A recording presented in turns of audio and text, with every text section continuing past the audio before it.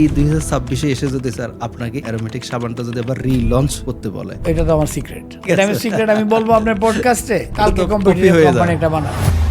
কটলারের text বইয়ে 2 নম্বর চ্যাপ্টারে 76 পেজে আমার নাম পড়তে হয়, সৈয়দ আলমগীর অফ বাংলাদেশ। বাংলাদেশে ঢাকার শ্যাপলা চত্বরে আমি একটা বম ব্লাস্ট করি। এই বমটার স্প্লিন্টার বাংলাদেশের প্রত্যেকটা লোকের গায়ে। কেন স্যার, ডেটল তো আপনার যেটা বেশি, 1 কোটি ভার্সেস 10 কোটি। আমি বলি হ্যাঁ, এই চারটা ভালো হয়েছে। এই তখনই আমার ব্রেনটা খুললো, যেটাকে ধরতে হবে এবার। 1 কোটি টাকাটা আমি 20 কোটি নিয়ে গেছি কয়েক মাসে। একটা পণ্য এবং একটা ব্র্যান্ডের মাঝে আসলে পার্থক্যটা কোথায়? মনে করেন এই ফোনটা, এটা একটা প্রোডাক্ট। এই ফোনটাতে যখন অ্যাপেলের সাইন দেওয়া হয়েছে তখন এটা ব্র্যান্ডেড হয়ে গেছে। 100% হালাল, it is so deep world wide এখন হয়ে গেছে। রিভলিউশন ক্রিয়েট করে ফেলছে এবং আপনি জানেন যে এখন বিশ্বে হালালের মার্কেট হলো $2.7 ট্রিলিয়ন। আগামী 5 বছরে এটা $4 ট্রিলিয়ন।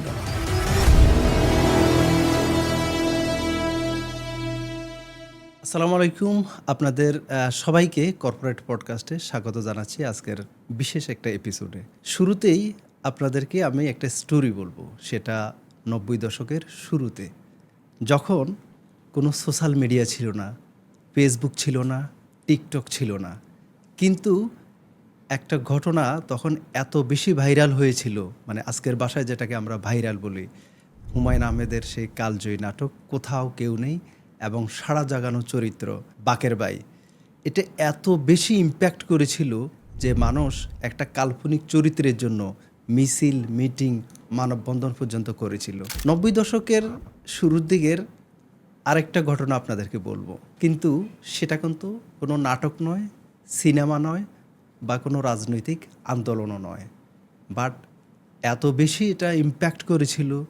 সোশ্যাল মিডিয়া ছিল না, বাট সোসাইটিতে ইম্প্যাক্ট করেছিল, যে রীতিমতো আন্তর্জাতিক পর্যায়ে পর্যন্ত এই ঘটনাটা আলোচিত হয়।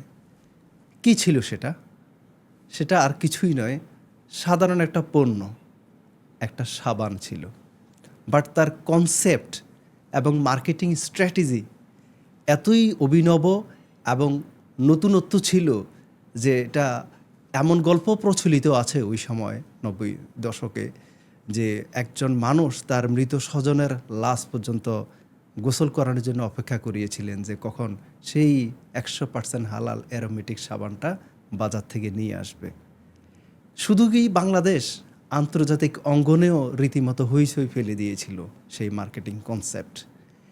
বিখ্যাত মার্কেটিং গুরু ফিলিপ কটলারের বইতে এটা কেস স্টাডি হিসেবে এই ঘটনাটা আসে। তো শুরুতে হুমায়ুন আহমেদের কথা বলছিলাম, যে বাকের ভাই চরিত্রের পিছনে যদি একজন কারিগর থাকেন হুমায়ুন আহমেদ, সেই হালাল সাবান যে রিভলিউশন, এটার পিছনের কারিগর এবং স্বপ্নদ্রষ্টা ছিলেন সৈয়দ আলমগীর স্যার, যিনি একজন মার্কেটিং সুপারস্টার নামে হিসেবে অভিহিত। কটলার অ্যাওয়ার্ডসের উনি iconic achiever of the year, Bangladesh brand forum কর্তৃক মার্কেটিং সুপারস্টার অ্যাওয়ার্ড, সফল ব্র্যান্ড বিল্ডার, মার্কেটিং স্ট্র্যাটেজিস্ট এবং কর্পোরেট লিডার জনাব সৈয়দ আলমগীর স্যার আজকে আমাদের সাথে আছেন। স্যার, আপনাকে স্বাগত জানাচ্ছি কর্পোরেট পডকাস্টে। ধন্যবাদ আপনাকে। তো স্যার, আমরা আপনাকে যেহেতু আজকে পেয়েছি, আমরা আসলে জানতে চাই যে একটা ব্র্যান্ড কিভাবে আসলে মানুষের মনে এইভাবে ইম্প্যাক্ট করে ফেলে। যে আমরা জানি যে একটা প্রোডাক্ট তৈরি হয় ফ্যাক্টরিতে, আর ব্র্যান্ড তৈরি হয় মানুষের মন ও হৃদয়। এমনও আছে যে ব্যবসা বন্ধ হয়ে গেছে, বাট ব্র্যান্ডের যে রিপুটেশন, এটার যে ইম্প্যাক্ট, সেই স্টোরিটা কিন্তু থেকে যায়। সেটা যেমন আমি শুরুতে যে অ্যারোমেটিকের কথা বললাম, সেটার ক্ষেত্রেও আমরা এটা নিয়ে একটা ডিসকাশন করব, যে এটা একসময় মাল্টিনেশনাল জায়ান্টদেরকে একটা চ্যালেঞ্জের মুখে ফেলে দিয়েছিল।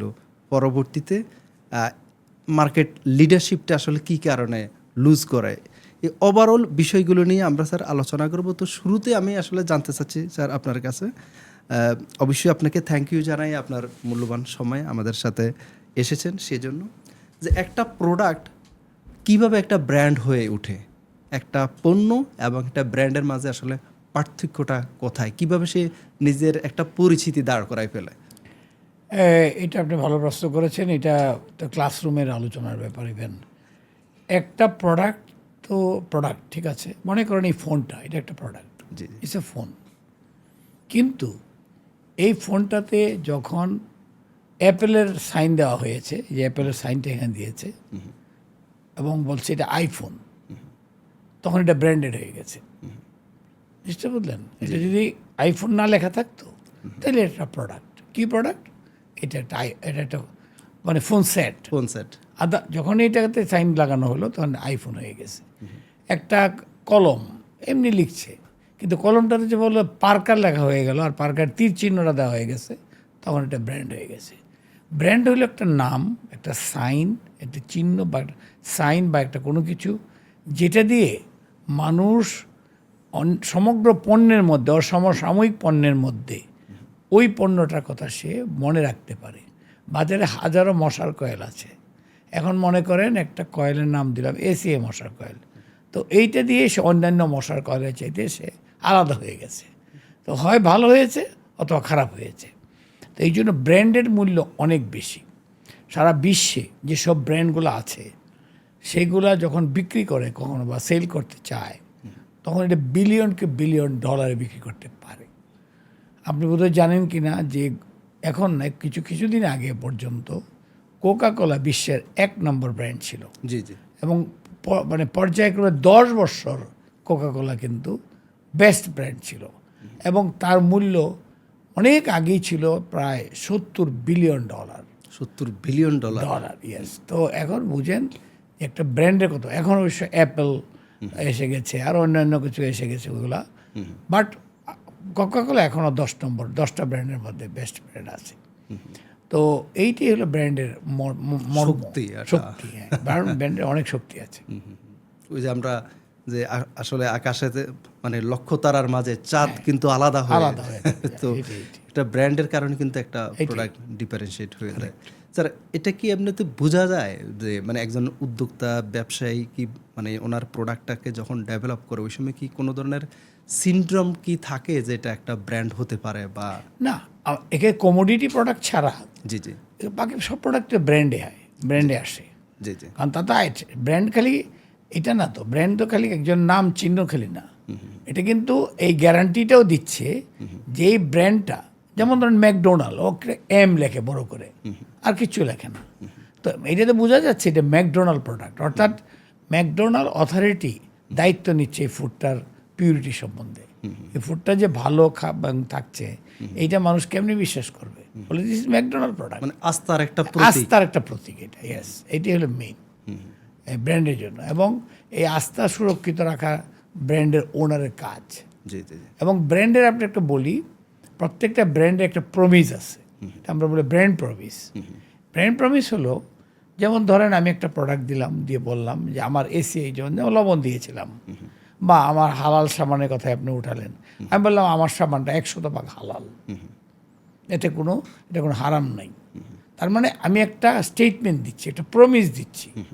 এখন আমি সাবানটা আপনি অ্যানালাইসিস করে দেখলেন যে এটার মধ্যে সত্যি উনি কোনো শূকরের চর্বি নাই, গরুর চর্বি নাই, কোনো পশুর চর্বি নাই, বা কোনো মাছের চর্বি নাই, তিমি মাছের চর্বি নাই। এটাতে আছে কি? Vegetable fat, which is very much acceptable. এটার ভিতরে গ্লিসারিন দিয়েছে কিসের? ভেজিটেবল ফ্যাটের। কাজেই এটা 100% হালাল।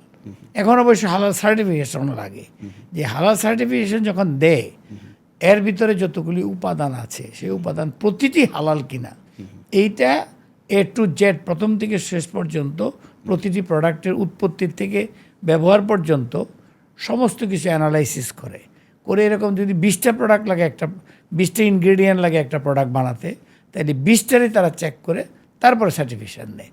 কাজেই এই আপনার এটা নট অনলি এই যে আমি বললাম প্রমিসটা দিলাম, এই প্রমিসটা আমাকে রক্ষা করতে হয়। যে এই প্রমিসের মাধ্যমে তো স্যার ব্র্যান্ড একটা রেসপন্সিবিলিটিও বটে। এবং আপনি জানেন যে বাংলাদেশে আমাকে খুব ভালো, আলহামদুলিল্লাহ, ভোক্তারা আমাকে অনেক ভালো চেনে, ভোক্তারা আমাকে বিশ্বাস করে, কারণ ওরা দেখেছে গত অনেক বছর যাবৎ আমি যত প্রোডাক্ট দিয়েছি, যে ব্র্যান্ড প্রমিস দিয়েছি, আমার ব্র্যান্ড প্রমিস ঠিক আছে। আমি কখনো মিথ্যা কথা বলি না, মিথ্যা প্রমিস দিই না। মিথ্যা প্রমিস দিন আপনি নিজের সর্বনাশ নিজেই করবেন। আপনার প্রোডাক্টটা হয়তো একদিন ধরা পড়বে, আপনার নিজের ইমেজ নষ্ট হয়ে যাবে, মানুষের কাছে গ্রহণযোগ্যতা থাকবে। কাজে ব্র্যান্ড এবং ব্র্যান্ড প্রমিস ভেরি ইম্পর্টেন্ট। অনেক গুরুত্বপূর্ণ একটা বিষয়। স্যার, হালাল সাবানের মানে আলোচনাটা যেহেতু আসলো এবং আমি স্যার এটা দুইটা বিষয় জানতে চাইবো। পরেরটা একটু আগে বলি। সেটা হচ্ছে এটা ফিলিপ কটলারের কিভাবে আসলে দৃষ্টি আকৃষ্ট হয় এবং মানে একটা ইন্টারন্যাশনাল পর্যায়ে জিনিসটা কিভাবে যায়। আর আরেকটা হচ্ছে লোকালি স্যার, আপনারা যখন নতুন একটা কনসেপ্ট নিয়ে আসলেন, তো সাধারণত হালালের সাথে আসলে আমরা খাদ্যদ্রব্যর সাথে একটা রিলেটেড মানে রিলেশন মানুষ করে, বাট এফএমসিজি একটা প্রোডাক্টে মানে হালাল কনসেপ্টটা নিয়ে আপনাদের ওই সময় চিন্তাটা কিভাবে আসলো, আর ওই সময় আপনাদের কম্পিটিটর যারা তারা মানে জিনিসটাকে কিভাবে নিয়েছিল? খুব দেখেন, লাইটলি নিয়েছিল নাকি পরে? এটা কারোর সম্মিলিত কোনো কিছু না, এটা কমপ্লিটলি আমার নিজস্ব একটা আইডিয়া। এটা কোনো রিসার্চ করে বের করা হয় নাই, এটা কোনো অনেকে বুদ্ধি দিয়ে করা হয় নাই।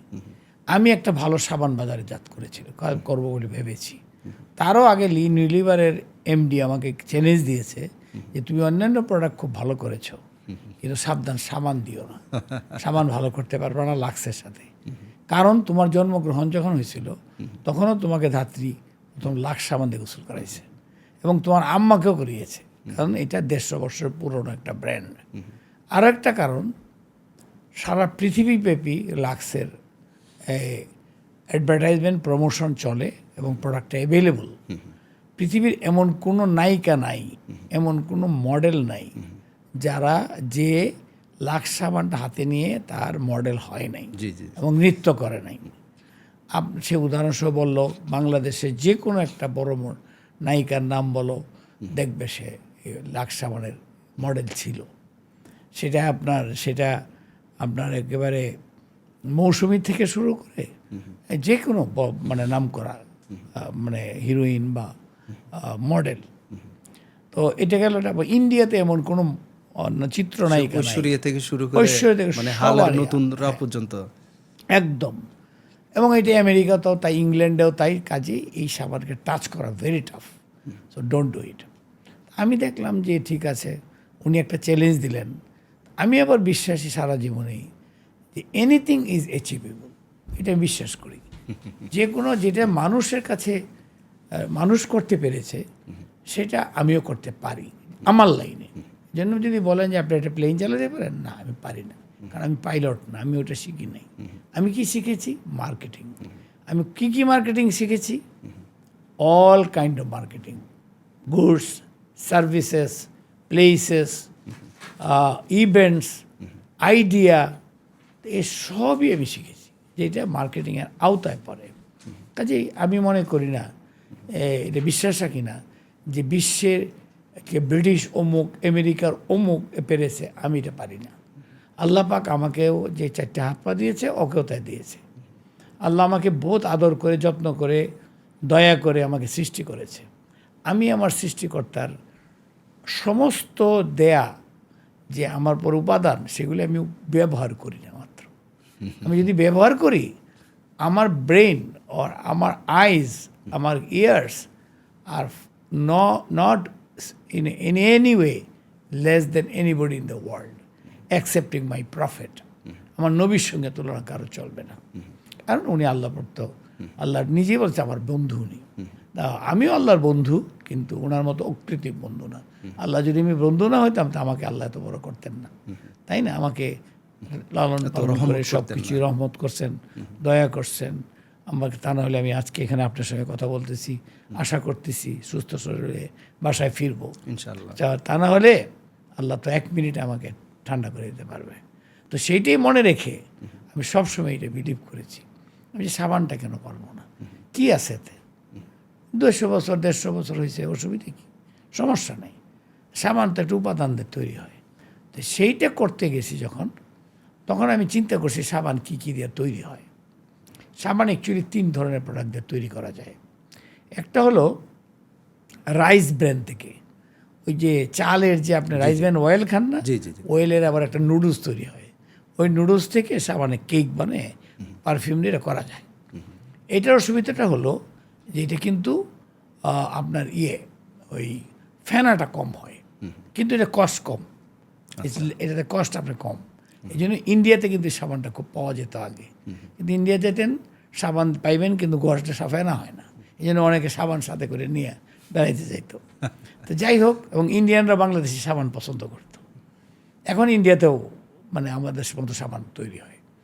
আর দ্বিতীয়ত হলো যে অ্যানিম্যাল ফ্যাট থেকে গরু, শূকর, তিমি মাছ এবং আরও আননোন ফ্যাট থেকে মানে ইয়ে করে এটাকে আপনার প্রসেস করে তখন আবার ওই সাবান এটা একটা র মেটেরিয়াল। হ্যাঁ, আপনি দেখেছেন আগে আমরা ছোটোবেলায় দেখেছি যে ঈদের পরে, কুরবানি ঈদের পরে বিশেষত মানুষ চর্বি কিনতে কিনতে বাবা গ্রামে গ্রামে যেত। জি জি। চর্বি আছে, চর্বি অর্থাৎ চর্বি তো অনেকে ফেলে দেয়, অনেকে কিন্তু এই চর্বি খায় না, বিকজ হার্টের এই হবে এই হবে, এখন সবই খায়। তো আগের দিনে মানুষের কনসাস ছিল, সেই চর্বিটা তারা বিক্রি করে দিত কম দামে। এই চর্বি নিয়ে তারা ওই চর্বি থেকে সাবান বানাতো, বিশেষত কাপড় ধোয়ার সাবান, গোল গোল থাকতো এবং সাবান কিন্তু শুকলে পরে একটু গন্ধও করতো, কিন্তু সাবানে ফেনা হইতো, পরিষ্কার হইতো। তো ওইভাবে এটা তৈরি হয়। আর তৃতীয়ত তৈরি হয় ভেজিটেবল ফ্যাট থেকে, যে পাম অয়েল থেকে, পাম কার্নেল থেকে আপনার ইয়ে হয়ে নুডলস তৈরি করে ওইটাটা তৈরি হয়। ওইটা কিন্তু নিউট্রাল, আর বাকি দুইটারই একটু গন্ধ আছে। জি জি। আমি নিয়েছিলাম কিন্তু ওই জন্য না, হালাল না। আমি এইটা পছন্দ করেছিলাম যে এইটার নিজস্ব কোনো গন্ধ নাই, ফলে আমি পারফিউম দিলে পারফিউমের গন্ধটাই সুন্দরভাবে থাকবে। আর যদি অ্যানিম্যাল ফ্যাটেরটা দেন তাইলে অ্যানিম্যাল ফ্যাটের কিছু গন্ধ আছে, এটা একদম বাদ দেওয়া যায় না। ওটার সাথে পারফিউম দিলে কিছু পারফিউম খেয়ে ফেলে গন্ধটা। আর এটাতে ওই আমি আগেই বললাম রাজধানী কিছু অ্যাবজর্ব করলেও কিছু থাকে। মনে করেন 100 ভাগের মধ্যে মানে 10 ভাগ হয়তো কার্যকারিতা কম আছে, আর এটা 100 ভাগই কার্যকারিতা আছে। আর এটা রাইস ব্র্যান্ডে আমি যাই নাই, কারণ ওটা ফেনা হয় না, কাজে এটা মানুষ পছন্দ করবে না। আমি এটা করলাম এরকম, এবং বাংলাদেশের সর্বপ্রথম আমি এই প্রসেসে করলাম। এই লোকটা আমার চেয়ারম্যান সাহেবকে একদিন বলল যে মিস্টার আলমগীরকে আমি একদিন একটা কলম সেধেছিলাম, উনি নেন নাই, বলে যান আমি কোনো কিছু নিতে পারবো না, আর টাকা পয়সা তো উনি নেবেনই না। আগে উনি বলছেন আমি কিন্তু 100% honest person, don't never ever offer me anything. তো ওনার আগে আমি 1 কেজি নুডলসও বাংলাদেশে বেচতে পারি নাই, বহুত চেষ্টা করছি।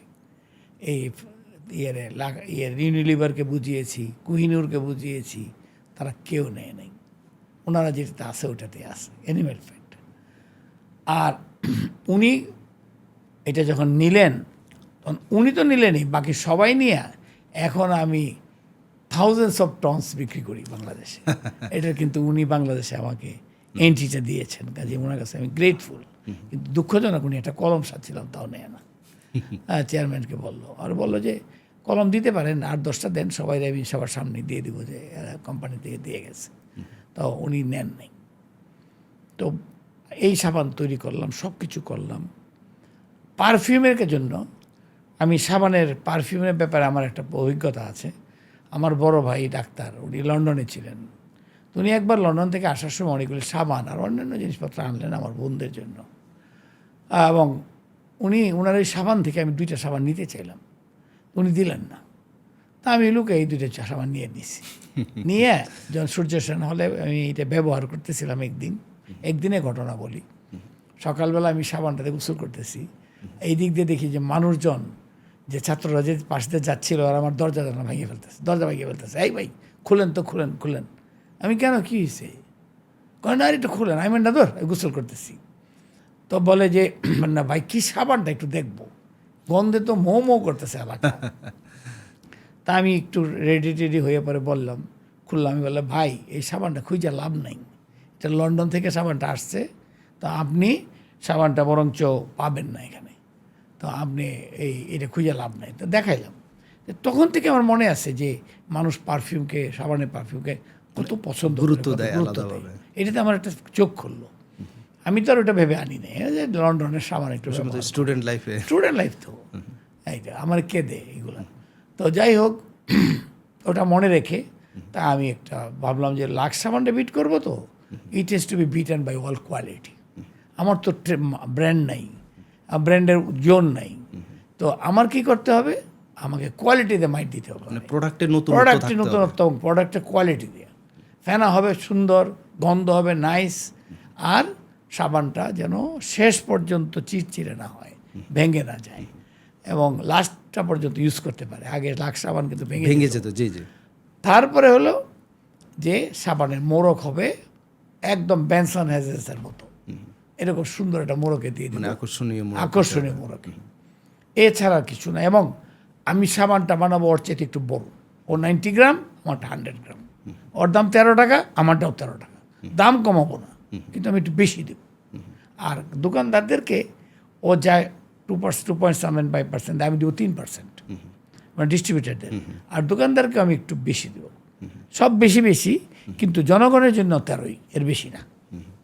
তো ঠিক এই সিস্টেম করে আমি বানাইলাম, অনেক চিন্তা করে করছি।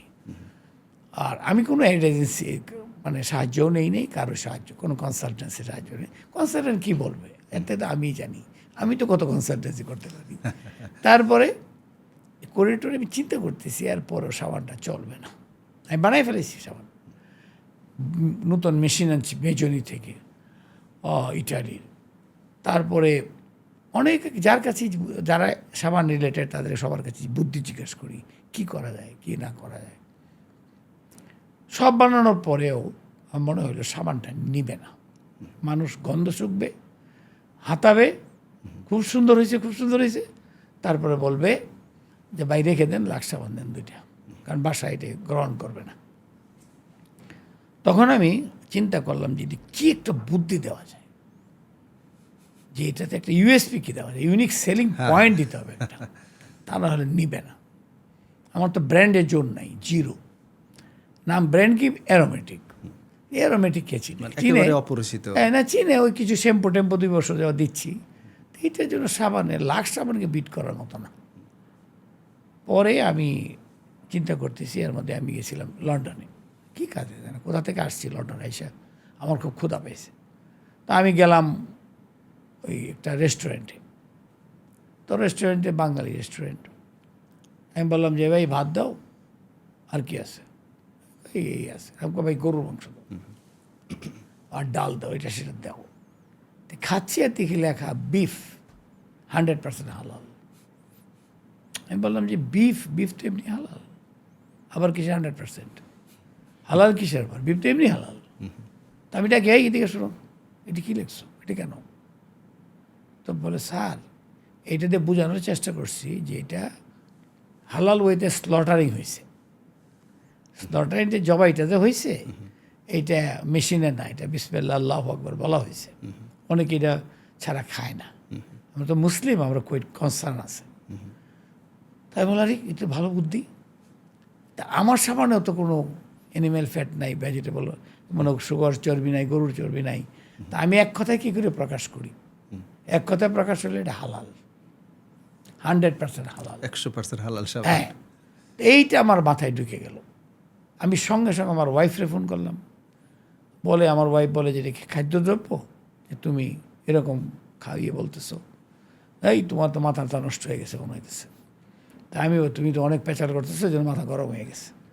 আমি কেউ বুঝছি তোমাকে দেওয়া হবে না, আমি আসতেছি, দাঁড়াও। তা আমি দেশে এটা নিয়ে, দেশে মাথায় নিয়ে এটা আসলাম। আইসা বন্ধুবান্ধব যারা আমার MBA ফ্রেন্ডস আছে, সার্কেল আছে একটা, ওদের সঙ্গে যখন আলাপ করি, বেশি বলতে পারি না, কারণ অন্য কোম্পানি যদি লাগাই ফেলায়, জি জি, এটা তো একটা ইউনিক সেলিং পয়েন্ট। তো সবাই 90% লোক বলছে না।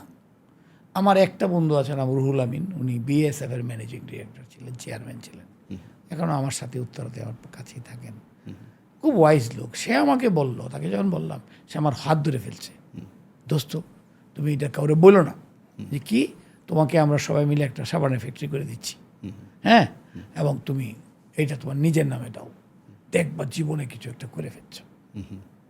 তো এটা খুবই খাবে বাংলাদেশের লোক। তাই বললাম যে না, এটা হয় না, আমি প্রফেশনাল লোক, আমি আর ইন্ডাস্ট্রিয়ালিস্ট হতে চাই না। আর ওনার তো আমি অলরেডি অনেক টাকা ইনভেস্ট করাই, আমি তো অলরেডি ইনভেস্ট করেছেন, কাজে আমি ওনাকে বোকা বানাইতে চাই না। তো আমি এইসব পাই না। আমার ইভেন আমার অফিসে একজন জেনারেল ম্যানেজার ছিল আমার আন্ডারে, অনেক দিন ইউনিলিভারে কাজ করছেন, উনি অনেক সুন্দরভাবে কাজ করতেছিলেন, নাম করা লোক, উনি রিজাইন করলেন যে না আমি হালাল সাবান দিলামই নাই, কারণ আপনি সাবানটা নষ্ট করলেন। এই সাবানটা কিন্তু ভালো ছিল। অনেকেই বুঝছেন না, এইসব জিনিস নিয়ে অনেক কথা বলে। আজকে একটা ফেসবুকে দেখতেছিলাম, সে বলতেছে যে আমি লন্ডনে যখন আসি কত সুন্দর ছিল, না আমেরিকায় যখন যাই কত সুন্দর ছিল, তখন হালাল হিজাব এইসব আসে নাই। মানে উনি মুক্ত দুনিয়ার কথা বলতেছে, মহিলা। এই যে হালাল কথা এখন তো গেছে সারা বিশ্বব্যাপী ঝামেলা হয়ে গেছে, আর হিজাবও সারা বিশ্বব্যাপী এখন এটা একটা, হ্যাঁ এটা একটা মুসলমানদের জন্য এটা একটা প্রয়োজনীয়তা বলে গণ্য হচ্ছে। এটা উনি বলতেছেন, তখন ওইসব ওনার দৃষ্টিতে বাজে জিনিস আর কি, দেশে আসে নাই।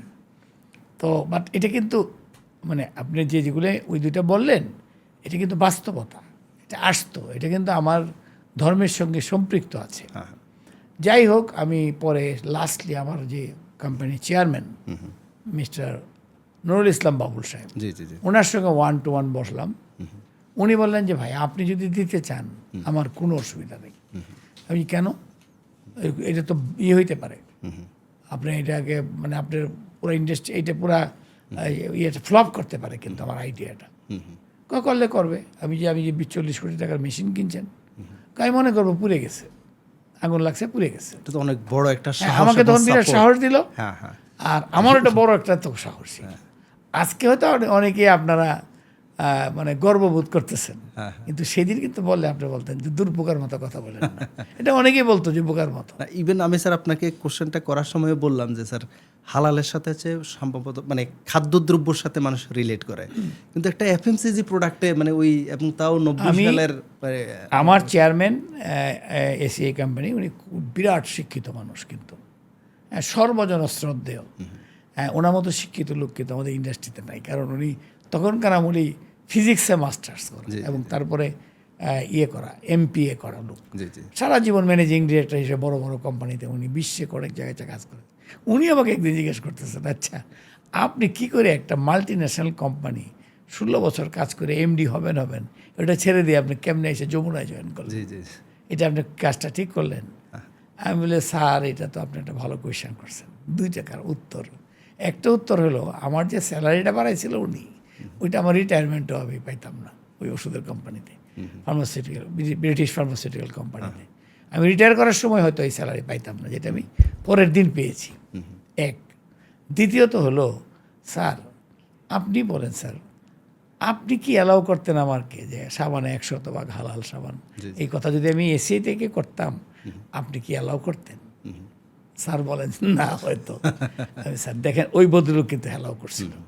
ওই ভদ্রলোক অ্যালাউ করার কারণে এত টাকা ইনভেস্টের ইনভেস্টমেন্ট তো করেছেনই, প্লাস উনি এটা অ্যালাউ করেছেন ওই ইনভেস্টমেন্টের এটা বলতে।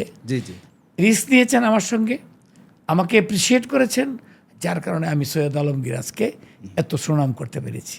যার কারণে আজকে কটলারের টেক্সট বইয়ে ছেলেরা আমাকে 2 নম্বর চ্যাপ্টারে 76 পেজে আমার নাম পড়তে হয়, সৈয়দ আলমগীর অফ বাংলাদেশ।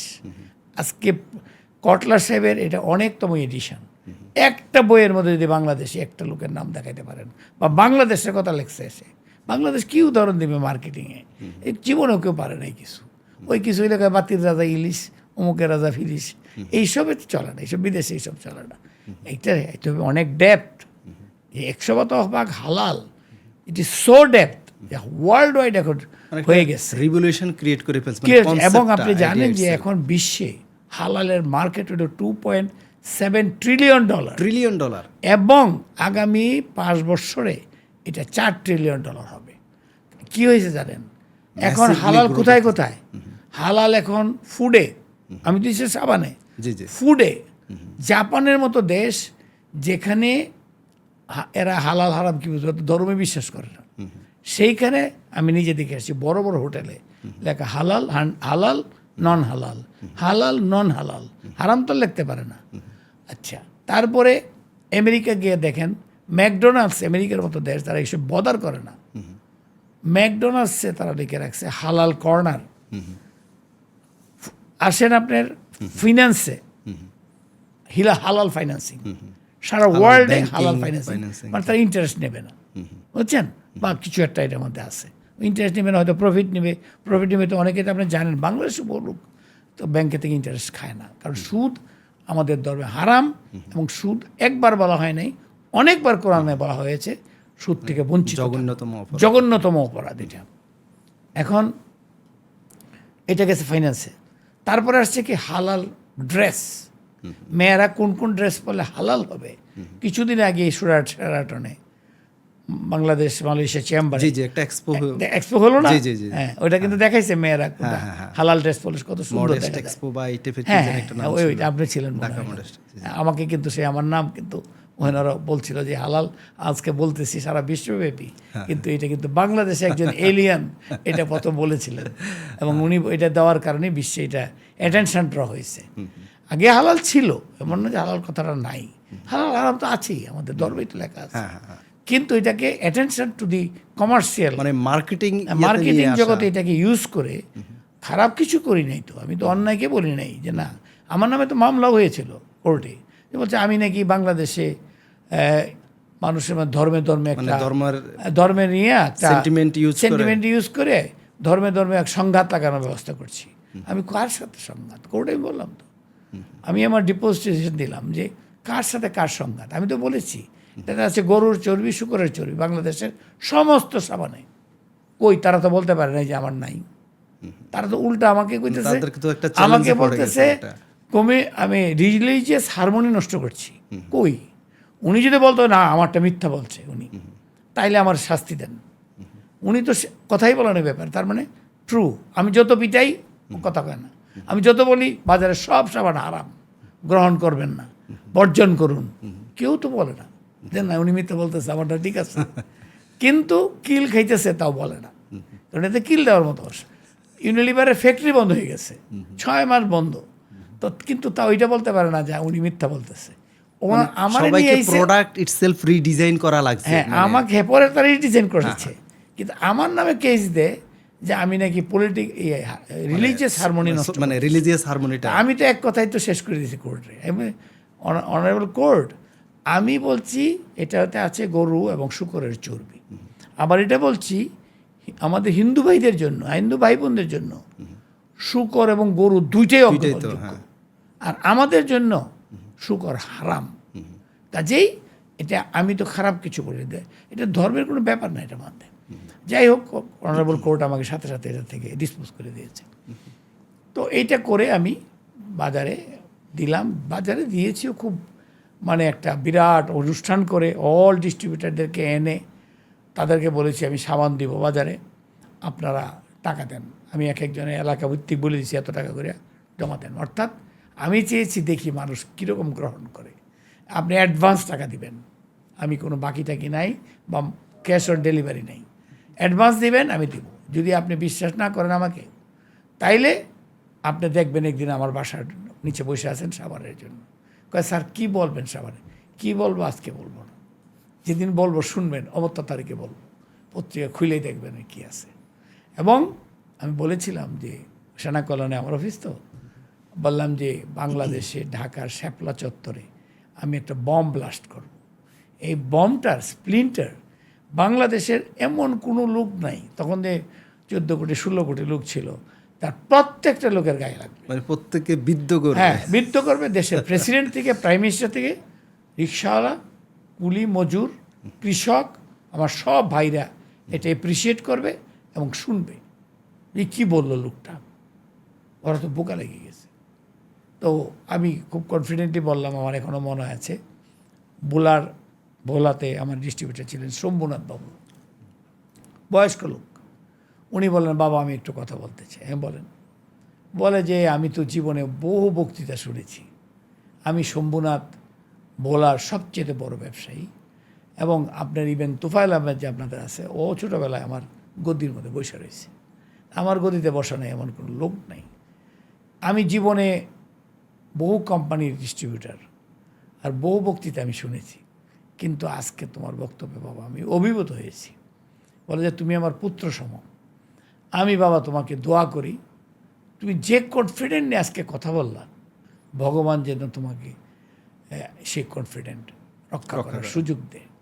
কারণ এত বড় করে কথাটা বলাই বড় কথাটা, এত বড় করে কথা বলতে কাউরে শুনি নেই। তা আমি ওনাকে স্টেজে ডাকায় আনলাম, ডাকায় আনলাম, বলেন যে আপনি আমাকে পুত্র সম বলেছেন, আমি পায়ে ধরে ওনার কদম বসে করছি। বলছে যে আজকে আপনি আমার সত্যি পিতা, কারণ আমার পিতা গত হয়েছেন। তা আমার একটু ভয় ছিল যে আব্বা নাই, কে আমার দোয়া করবে। তা আপনি যখন দোয়া করে ফেলছেন, তো মনে করেন আমি এখন 200 কনফিডেন্ট এই ব্যাপারে। হয়তো বা আমার এই বক্তব্য সারা বিশ্বে একদিন ছড়াই যাবে, দেখবেন আপনি। আর যেহেতু আপনি দোয়া করছেন, আপনি আমার পিতৃতুল্য বয়স্ক লোক, তখন ওনার বয়স প্রায় 75-80 হবে, পাতলা মতো লোকটা। তারপরে তো পরের কাহিনী তো আপনি সবই জানেন। যখন বাজারে দিলাম, ইউনিলিভারের এমডি আমাকে ফোন করলো, বলে যে আপনার সাবানটা আমি পেয়েছি, এটা কেটে কেটে আমরা দেখছি, এটা গন্ধ দেখেছি, কতদিন স্থায়িত্ব হবে দেখেছি, it is an excellent soap, আপনি অনেক মেধা ব্যয় করছেন এটাতে, এবং আপনাকে আমি কংগ্রেচুলেট করতাম, কিন্তু আপনি সর্বনাশ করছেন হালাল লাগায়, সাবানটা ধরা খেয়ে গেছে। আমি সত্যি তাই মনে হয় আপনার কাছে? হ্যাঁ। আমি যে ঠিক আছে, আপনি 7 দিন ওয়েট করেন বা 14 দিন পরে আমার ফোন দিয়েন। তা আমার এমডি চেয়ারম্যানও বলে যে কি 7 দিনের মধ্যে তো কোনো দেখি না, একসাথে দেখি না। আমি কি বলেন, মানুষ তো ওয়েট করতেছে, এরপরে যে কিনবে আপনি দেখেন কেউ না কেনাটা কেনে। এরপরের কাহিনী তোর বলার কিছুই নাই, অ্যাডভান্স বিক্রি করেও বাঁচি না, পরে নতুন প্ল্যান্ট আনছি প্লেনে। ওই কোম্পানি বলে যে আমাদের 100 বছর ইতিহাসে কোনো দেশে প্লেনে নিচ্ছে এত ভারী, এত ভারীটা, মানে কোনোভাবে যাতে টাইম নষ্ট না হয়। কারণ আমার ওই প্লেনে ভাড়া লাগে আনতে 50 লক্ষ টাকা। আমি বললাম এটা আমার একদিনের সেল, একদিনের প্রফিট। কারণ আমার তো সেল হয়ে যাবে, যা বানাবে সেল হয়ে যাবে। তো যা বানাবে তার আমি যদি প্রফিটটা ধরি, মোর দেন 50 লাখ এ ডে, হচ্ছে না? কাজে আমি কিন্তু এটা আনতেই বাধ্য। একবার আনছি, ঢুকে না বাংলাদেশ বিমানে, আবার 7 দিন পরে ফ্লাইট রোম থেকে, আবার পরে ওইটাকে তার ডিসমেন্টেল করে আর ছোটো ছোটো করে পাঠাইছে, 2-3 বারে পাঠাইছে।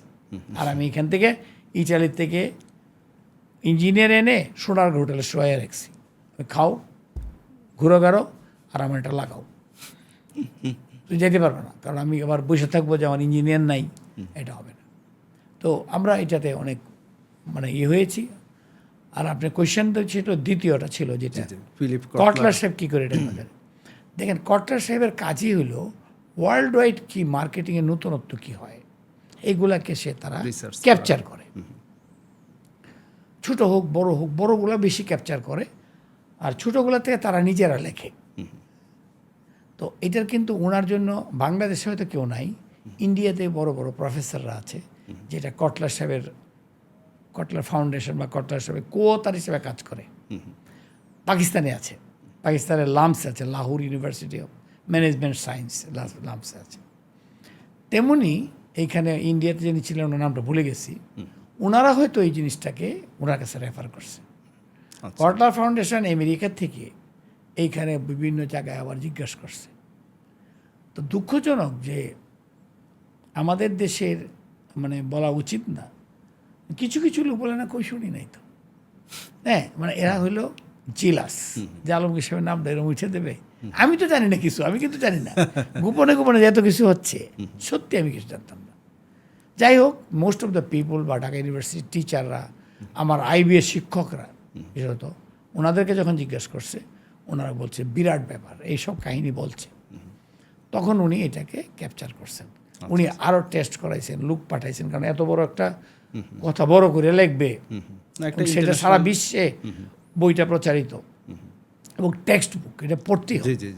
তো এই জন্য আবার তাও উনি এত ইম্পর্টেন্স দিয়েছেন যে 700-800 মানে পেজের পেপারে 76 পেজ এটা আছে, 14 কত অনেকগুলি চ্যাপ্টারের মধ্যে সেকেন্ড চ্যাপ্টার এটা আছে, যাতে পরে মানুষ চ্যাপ্টার ওয়াইজ যায়।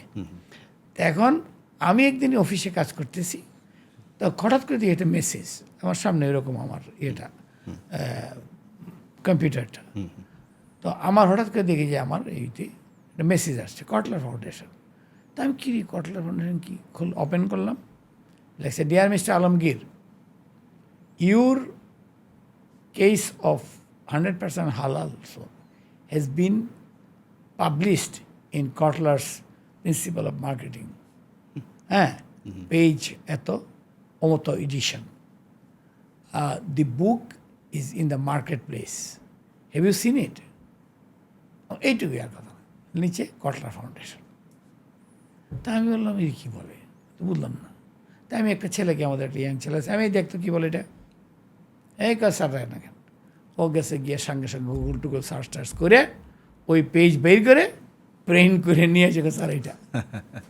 তাই আমি বলি যে বইটা কি ইন মার্কেট প্লেস বলে, তা আমাদের ঢাকাতে তো প্রচুর মার্কেটিংয়ের লোকজন আছে। হ্যাঁ স্যার দেখি, কই চলে গেছে, ওই ছেলে তো আসে না। কয়েক ঘন্টা পরে দেখি যে 2টা বই কিনে নিয়ে আসছে নিউ মার্কেটে। কই গেছিলে, কই নিউ মার্কেটে সিএনজিতে যায় নিয়ে আসছি এই 2টা বই। ওই দেখেন স্যার আপনার নাম আছে এই বইয়ে। তো এই হলো কটলারের সাথে।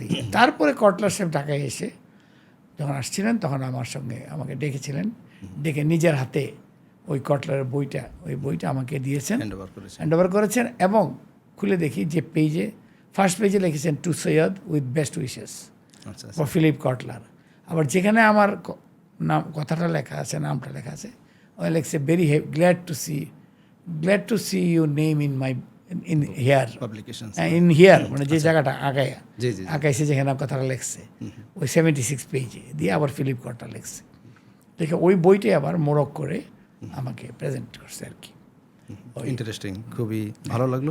উনি আবার ওনাকে 2023 সনে, উনি আমার কথা মনে আছে এখনো, 2023 সনে আবার আমাকে কটলার্স অ্যাওয়ার্ড যেটা এটা আমরা মানে মিডিয়াতে দেখেছেন। বাংলাদেশের 2জন মন্ত্রী আমাকে ডেকে ইয়েতে শেরাটনে এটা হয়েছিল আর।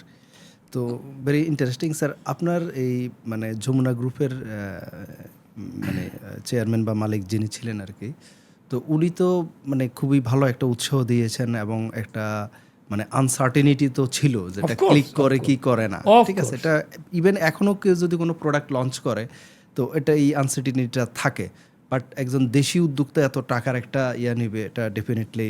তো মার্কেটে যখন এটা সাকসেসফুল হয়ে মানে গেছে, উনি তো আপনাকে পারমিট করলো যে ইয়েস গো অ্যাহেড। তো বাট যখন এটা একটা হইচই ফেলে দিল, একটা রিভলিউশন ক্রিয়েট করে ফেললো, তখন ওনার প্রতিক্রিয়াটা কেমন ছিল? প্রথমত ওনার সম্বন্ধে একটু বলি। আল্লাহ আজকে উনি প্রয়াত হয়েছেন, জি, কিন্তু আমি ওনার মতো একটা সাহসী লোক পৃথিবীতে দেখি না। মানে আমি আমার এই যে প্রফেশনাল লাইফে, প্রফেশনাল পৃথিবীর কথাই বলছি, যে আমি এত সাহসী লোক আমি দেখি না। এটা ওনার যে উদ্যোগ এবং বাংলাদেশে শিল্পপতি হওয়ার মতো উপযুক্ত একমাত্র উনি বলতেন যে আমি লাভ করি, আমি যদি ধরেন কোনো ট্যাক্স অ্যাভয়েড করি তাহলে কি করি, ওই প্রজেক্টটাকে আমি ভাইয়েবল করি। সরকার টাকা নিয়ে কি করে? রাস্তাঘাট করে ঠিক মতো? করে না। তার নিজেদের সচিবরা, আমরা চুরি করি না, কিন্তু সচিবরা তাদের বাচ্চাদেরকে সব বিদেশে রেখে পড়ায়। উনি বলতেন জয়েন্ট সেক্রেটারিতে শুরু করে কোন সচিব আছে তার বাচ্চাদেরকে বিদেশে রাখায় পড়ায় না। উনি বেতন কত পান? উনি কী করে পড়ান? তো এই যে আজকে ওটা না করে আমি যদি ইন্ডাস্ট্রি করছি, ইন্ডাস্ট্রি কি একটা ইন্ডাস্ট্রি আমি দেশের বাইরে করেছি? এবং আমি তো ওনার একদম মানে ছায়াসঙ্গী। উনি 1 টাকাও কিন্তু বিদেশে পাচার করা বা বিদেশে, ওনার কোনো বিদেশি অ্যাকাউন্টই নাই। উনি বিদেশে যেতে চায় না। ওনার কাজ হলো একটার পর একটা ইন্ডাস্ট্রি করা, আজকে যমুনা ফিউচার পার্ক, আজকে যে যমুনার ইলেকট্রনিক, আজকে যে আপনি দেখতেছেন যুগান্তর, আজকে দেখতেছেন যমুনা টেলিভিশন, এগুলো সব কিন্তু ওনার স্বপ্ন, এটা উনি করছেন। এবং বাংলাদেশে কোন মানে ইন্ডাস্ট্রিয়াল এসে এত ডাইভার্সিফাইড চিন্তা করেছে, তা উনি আমাকে অথরিটি দিচ্ছেন, আমি যেটা ইচ্ছা করতে পারছি। তা আমি কি যেটা ইচ্ছা করবো? আমি তো ওনাকে বলেই করেছি। তো বললে তো উনি মানা করছেন না, অসুবিধা কি বলতে? এটাতে কোনো স্বাধীনতা খর্ব হচ্ছে না। আমি যদি আপনার সঙ্গে পরামর্শ করতে পারি, উনি তো বেস্ট ফ্রেন্ড, উনি তো মালিক, উনি আমার বস, আমার পাশের রুম, তো ওনার সঙ্গে তো আর উনি তো আমাকে রিয়েক্ট করছে না, ব্যাডলি রিয়েক্ট করছে, উৎসাহ দিচ্ছে। আর খারাপ হইলে আইসে দিচ্ছে, হ্যাঁ ওইটা খারাপ হয়েছে বাদ দেন, নতুন করে করেন, এরকম টাইপের মানুষ। যাই হোক, ন্যাচারালি যখন এটা করলো, তখন উনি আবার ওরকম না যে বলবে যে কুয়ো হাসি একেবারে উদ্বুলিত। উনি বলছে আলমগীর সাহেব আপনি, আমার তো উনি ভাই ডাকতেন বা ডাইরেক্টর সাহেব বলতেন, যে ডাইরেক্টর সাহেব আপনি দেখছেন, আপনি যে বুদ্ধিটা করছেন খুব ভালো বুদ্ধি হয়েছে, হ্যাঁ আপনি বলেন আর কি করতে হবে। ওনার সাথে উনি অনেক পরামর্শ করতাম আমি। এই হলো ঘটনা। উনি একটু কিছুটা তো রাশভারী না, লোক খুব ইয়ে মানে ইয়েতে ছিল, অন্যের কাছে খুব ইয়ে ছিল, আমার কাছে খুব আচ্ছা। তো এখন স্যার আরেকটা বিষয় আপনার কাছে জানতে চাই যে অনেক সময় যে ফিলোসফি নিয়ে একটা প্রোডাক্ট মার্কেটে আসে, পরবর্তীতে কাস্টমার সাইকোলজির সাথে প্রপারলি কানেক্ট করতে না পারলে সে কারণে মার্কেটিং কমিউনিকেশনে একটা গ্যাপ ক্রিয়েট হয়। তো এই যে আমি পার্টিকুলারলি অ্যারোমেটিক সোপ, যেটা একটা বিপ্লব ঘটায় ফেলছে একটা কনসেপ্ট এবং মানে নতুনত্ব দিয়ে, এবং মাল্টিন্যাশনাল জায়ান্ট কোম্পানিগুলোও কিন্তু এটাতে পরাজিত হয়ে গেছে ওই সময়। বাট পরবর্তীতে মানে এই ব্র্যান্ডটা এখন থাকে নাই আসলে এটা থাকে নাই কেন? আচ্ছা, এটা আর বলি। শুধু এটাও না, এমনিতে আসলে একটা মানে ব্র্যান্ড আসলে Overall, আমি বলি কি শুনুন। কারণে থাকে না, না, এটা ডিক্লাইন করে কেন? ব্র্যান্ড হলো একটা বাচ্চা, একটা মানুষ। এরকম আপনার বাচ্চা খুব ব্রিলিয়েন্ট, 5, 6, 7 পরীক্ষা ফার্স্ট, তার ধারে কাছে কেউ আসতে পারে না। 8, 9 তাতে করতে পারে না। 9 থেকে আপনি করলেন কি, একটা বড় ব্যবসা নিলেন। এখন আপনি ব্যবসার দিকে এত ব্যস্ত, বাচ্চার দিকে টেক কেয়ার তাকান করা, না। নার্সিং করা। বাচ্চাদেরকে তাকান না। এই বাচ্চা কিন্তু ফেইলও করতে পারে। যে বাচ্চা বোর্ডে ফার্স্ট হওয়ার কথা, জি জি সে ফেল করতে পারে জি বা একটা ব্যাড রেজাল্ট করতে পারে। এইসব ক্ষেত্রে তাই হয়। দেখেন যমুনাতে আমি যে কয় বছর ছিলাম, টপ অফ মাইন্ড এই প্রোডাক্ট। আমি যদি কন্টিনিউ করতাম আজ পর্যন্ত, আমি আপনাকে বুক ফুলায় বলি আগে আল্লাহর নাম দিয়ে, যে ইউনিলিভার এই দেশ থেকে আমি 4টি বাটি গুল করে পাঠাতে পারতাম। প্রত্যেকটা প্রোডাক্টে তারা চ্যালেঞ্জ দিতাম। আমি শুরু করেছিলাম, ও ফেয়ার অ্যান্ড লাভলি বেশি বিক্রি করে, তো আমি দিয়ে দিয়েছিলাম একটা বিউটি অ্যান্ড ফেয়ার, এবং এরকম করে কিন্তু প্রত্যেকটাতে চ্যালেঞ্জ দিয়ে আসতেছিলাম। কিন্তু দুঃখজনক কারণ হলো, কোনো একটা কারণে হয়তো আমার মনটা খারাপ হয়ে গেছে। কোনো একটা কারণ, আমি তো জব করি, আমার তো কোম্পানির শেয়ার দেয়া নাই। তো জব, এইগুলি আমাদের মালিকদের একটু সমস্যা আছে। ওনারা ওনাদের বাচ্চাদেরকে যথেষ্ট কেয়ার করে, কিন্তু আমার ইল্ডিং কাউকে কিন্তু সে করে না। যে হাঁস ডিম দিচ্ছে স্বর্ণের, এটা দেখে না। হাঁস তো ডিম দিচ্ছে, ডিম হবে, এটা অসুবিধা নাই, থাকলেই কি না থাকলেই কি ভাব একটা হয়ে যায়। তা আমি দেখলাম যে ঠিক আছে, আমার নিজস্ব ব্যক্তিগত কোনো হয় নাই, আর আমার এত কাজের চাপে আমি নিজে অসুস্থ হয়ে যাব। তখন আমি এসিআই অনেক আগের থেকে আমাকে রিকোয়েস্ট করছিল to join them as executive director. আর এসিআর এমডি তো আমি একটু আগেই বললাম, চেয়ারম্যান সাহেব তো উনি উচ্চ, মানে আমি একটা কারণে ওনাকে পরে আমি বললাম যে আমি রাজি হইতে পারি একটাই কারণ, সিটিং এমডি চেয়ারম্যানদের মধ্যে, বা উনি তখন ম্যানেজিং ডিরেক্টর, আমি তখন এক্সিকিউটিভ ডিরেক্টর, পরে তো আমি এমডি হয়েছি, উনি চেয়ারম্যান। জি জি যে সিটিং এমডি এবং চেয়ারম্যানের মধ্যে আপনার চেয়ে শিক্ষিত কেউ নেই। আপনি হাইলি এডুকেটেড, হাইলি এক্সপিরিয়েন্সড। আমি যদি আপনার সঙ্গে 20 বছর কাজ করি, আমি একটা ডিফারেন্ট পিস অফ পার্সন হয়ে যাব। একটা তো আসি মেধা আল্লাহ আমাকে দিচ্ছে, আর একটা আপনার কাছে শিক্ষার জন্য। আজকে আমি গর্ব করে বলি, 23 বছর ওনার কোম্পানিতে কাজ করছি। উনি এবং ওনার ছেলে আরিফদৌলা, সেও খুবই উচ্চশিক্ষিত, পিএইচডি ফ্রম ক্যালিফোর্নিয়া ইউনিভার্সিটি থেকে, ক্যালিফোর্নিয়া ইউনিভার্সিটি পিএইচডি করা, উচ্চশিক্ষিত, ভদ্র, নম্র এবং মানুষকে সম্মান দেওয়া। যদি কেউ শিখতে হয় তা আরিফের কাছ থেকে শিখতে হবে, এরকম সে সম্মান। আমি বলি তো যে আপনার কাছে কিছুতেই শিক্ষা থাকি যে একটা মানুষকে কী করে ইজ্জত করতে হয় এটা। উনি ওনার ড্রাইভারকেও আপনি করে কথা বলেন, হ্যাঁ, যে ড্রাইভার অনেক বছর আছে, তো রাগ করলেও আপনি করে রাগ করেন, এরকম টাইপের মানুষ। আর স্যার তো বলা নেই, উনি জ্ঞানের সাগর। কাজে আমার যে ডিসিশনটা সেদিন চেঞ্জ করে আমার ব্যক্তি জীবনে কিন্তু ভালো হয়েছে। এখন উনি ওনার সামান রইল হালাল।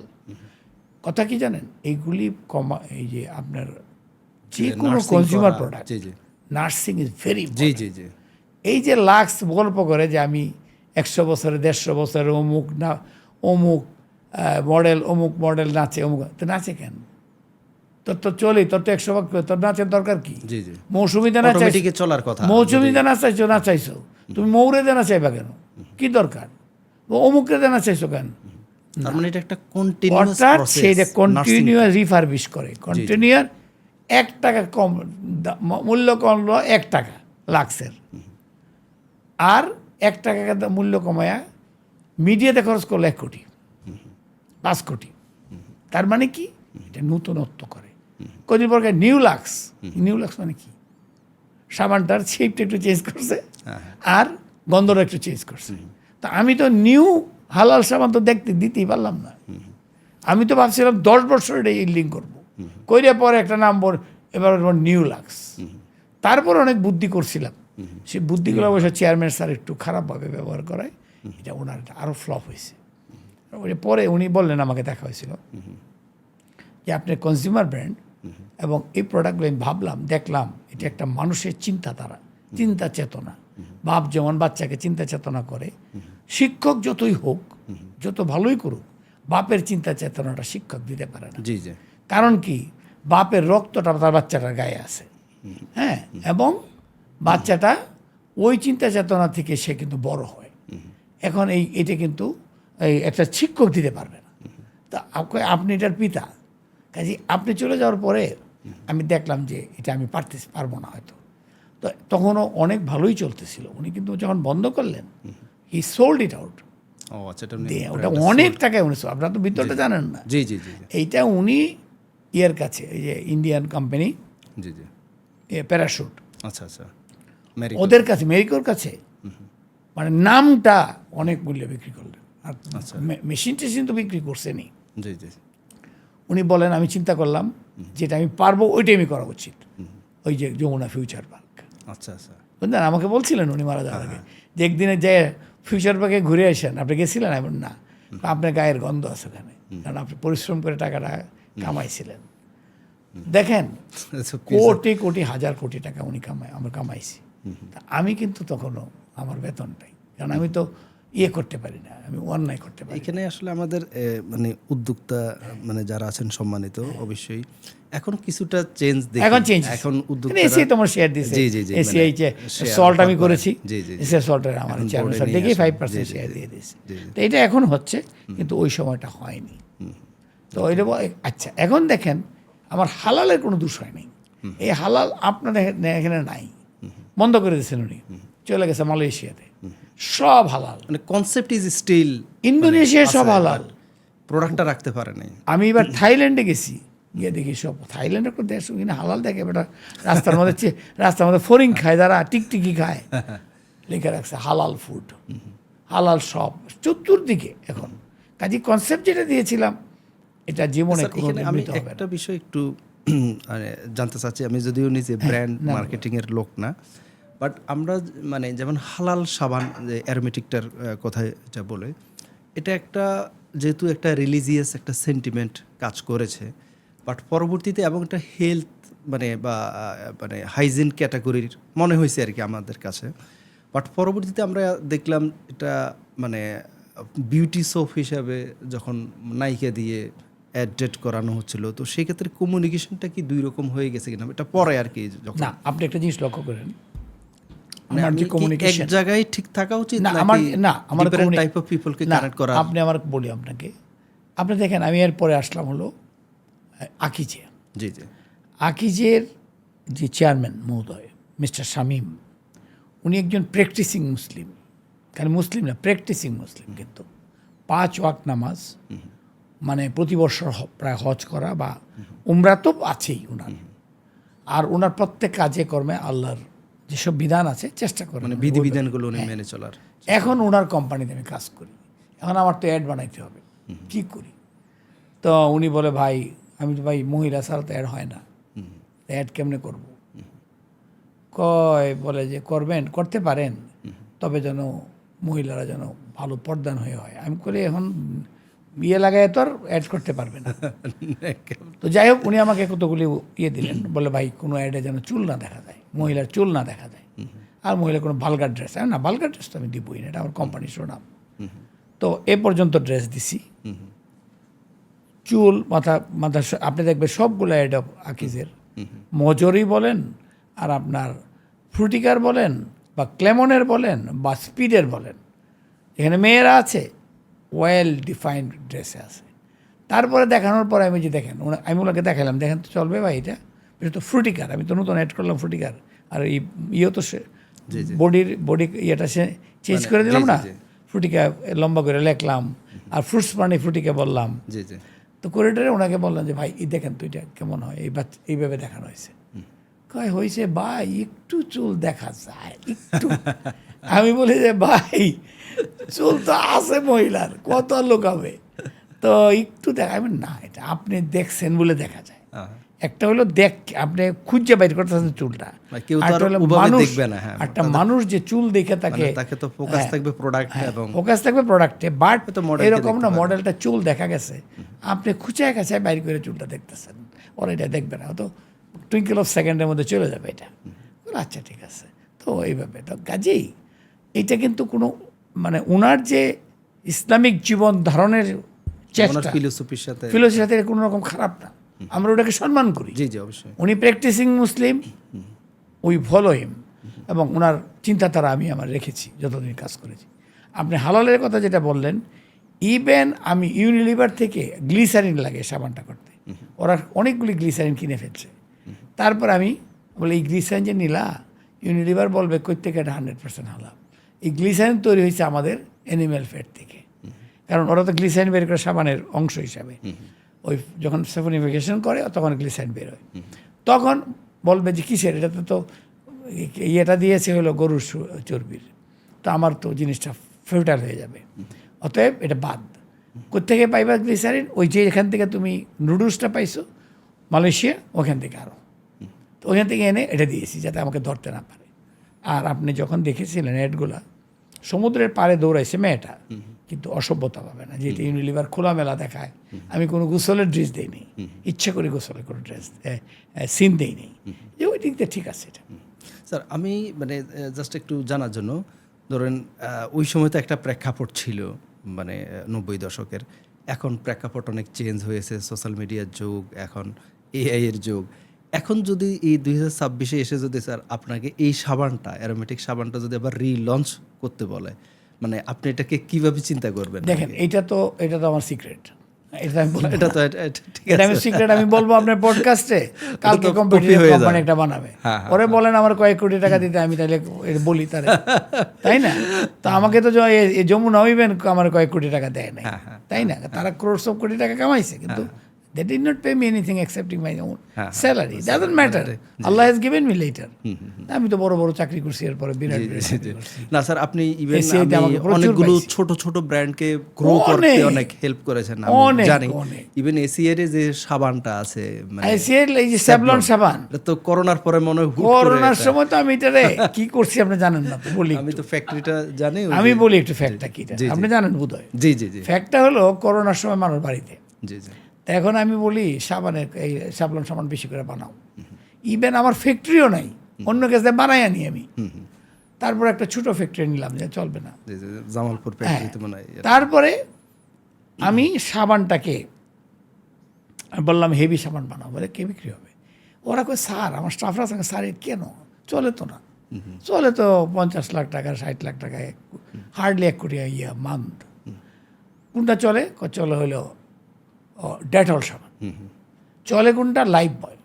তা আমার হঠাৎ করে একজনের কথায়, আমি কিন্তু কথায় বিষয় খুব চিন্তা করে পড়ে দেয়, ওই যে এবার আমার কইলো তোমার মার গোসল করাইছে, ওইটা থেকে কিন্তু মাথাটা গরম করছে আমার।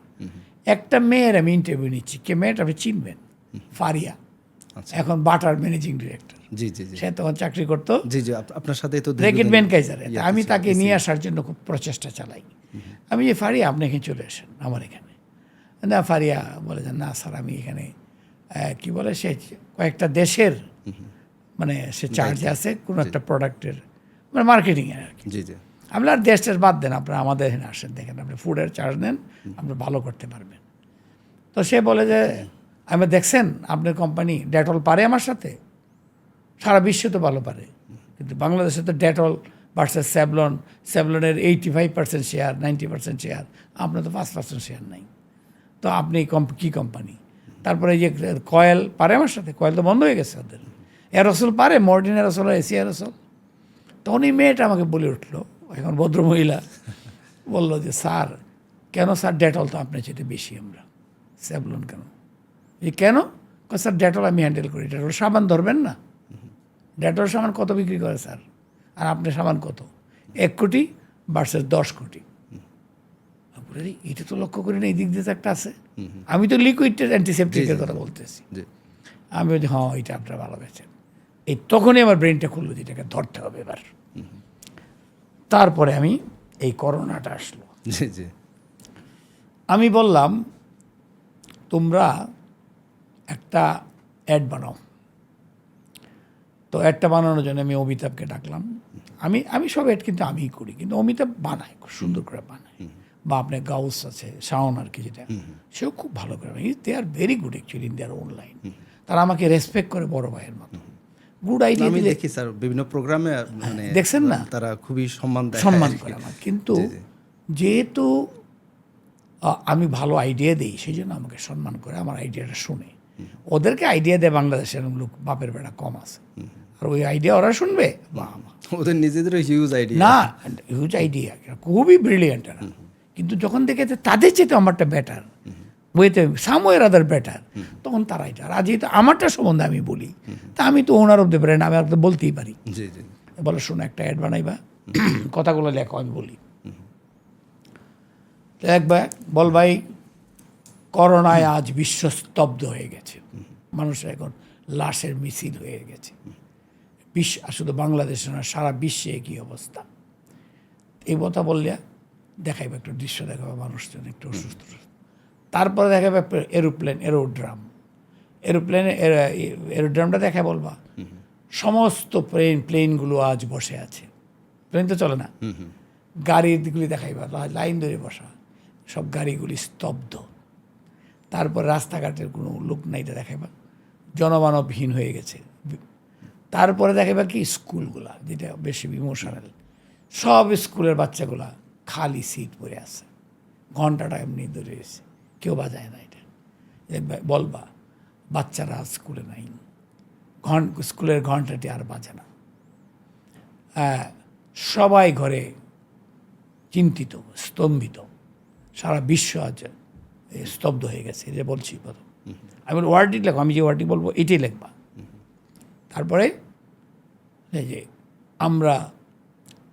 তবু আমরা আশা ছাড়িনি, এমন দিন একটা আসবে, আমরা সেই দিনের আশায় আছি, যেদিন সংবাদকর্মী টিভির সামনে এসে বলবে আজ পৃথিবীতে একজনও করোনায় মারা যায়নি।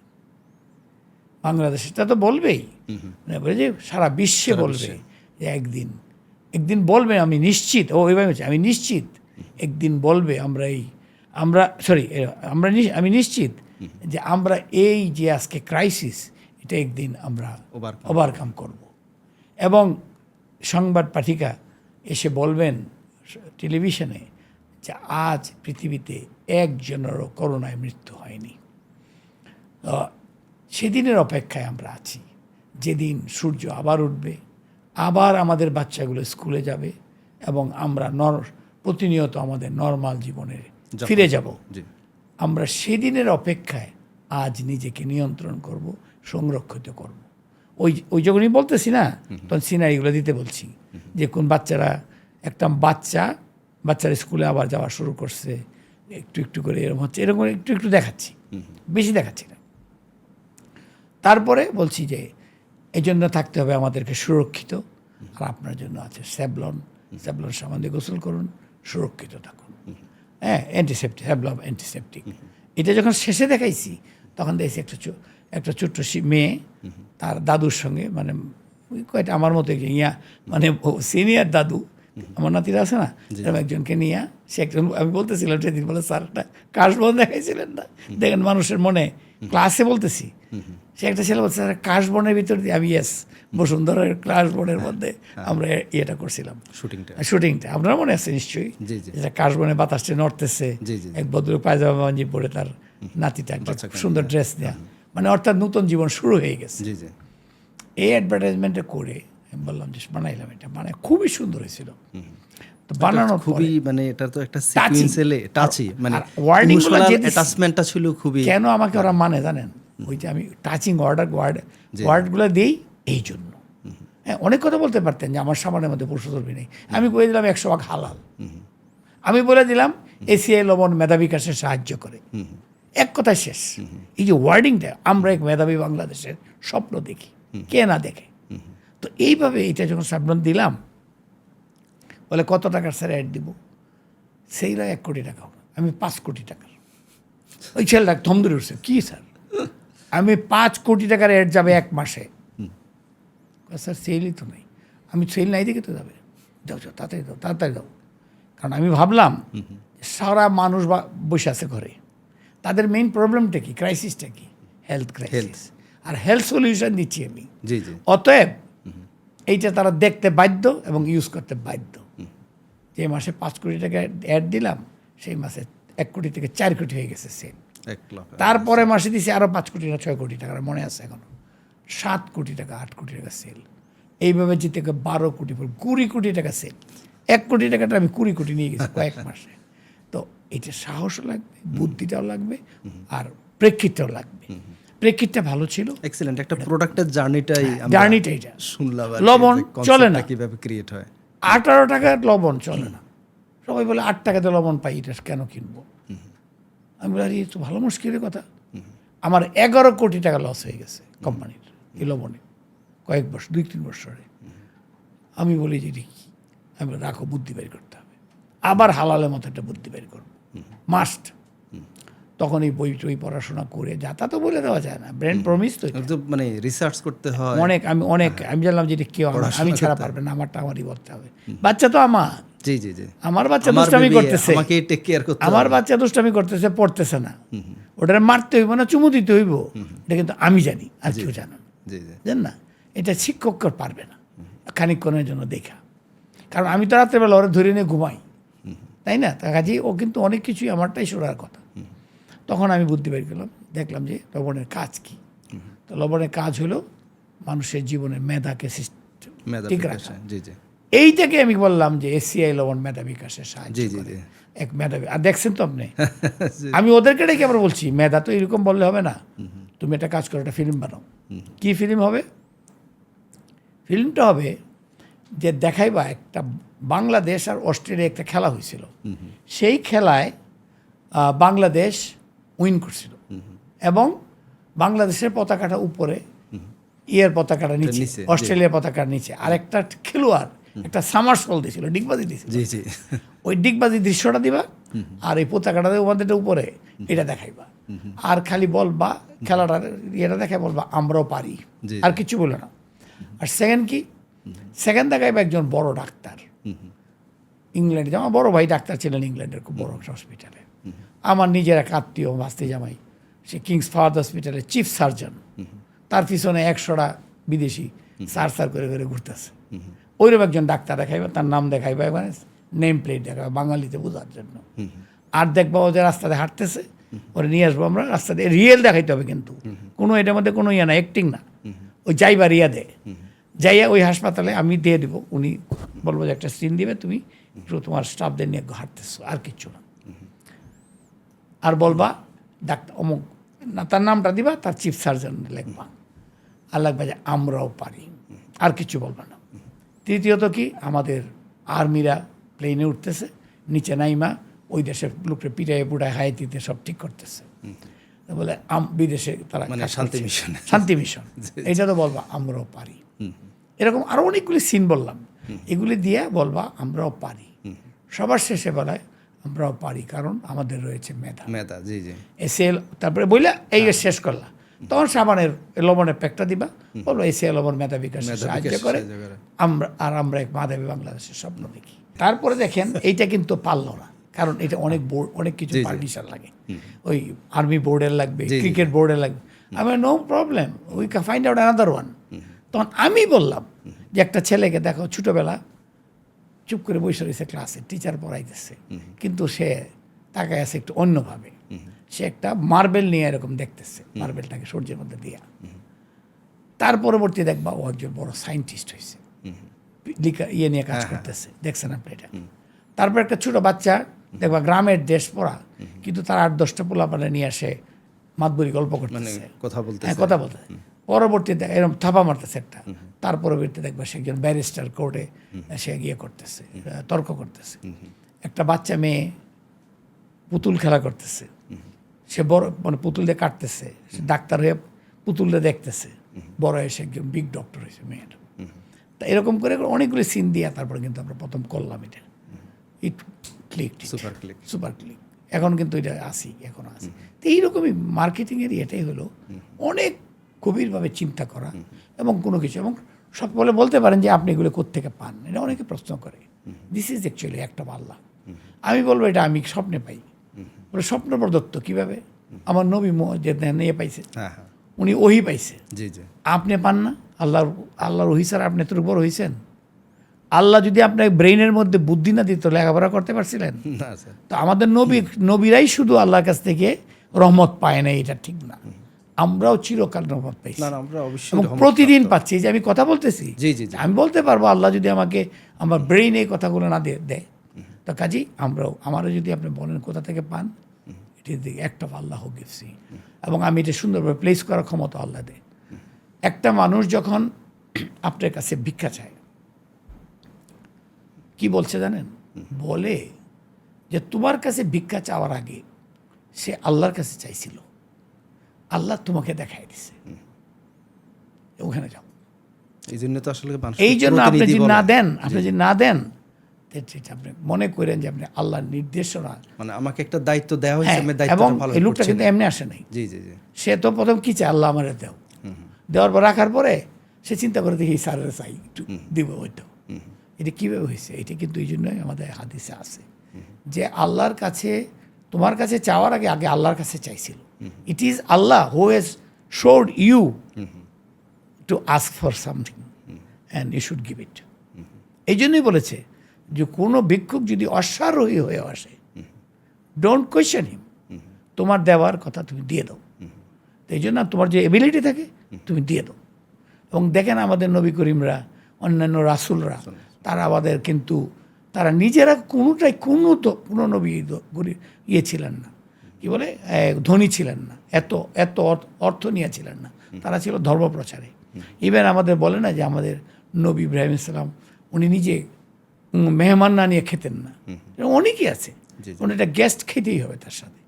তো এইরকম এই যে তারপরে আল্লাহ তো অনেক মান। আজকে আমি একটা পড়ে খুব ভালো লাগলো, যেন ফেরাউন যখন ডুবে যাচ্ছিল সে বারবার মুসা নবীকে ডাকতেছিল, আয় মুসা আমাকে বাঁচাও বাঁচাও বাঁচাও।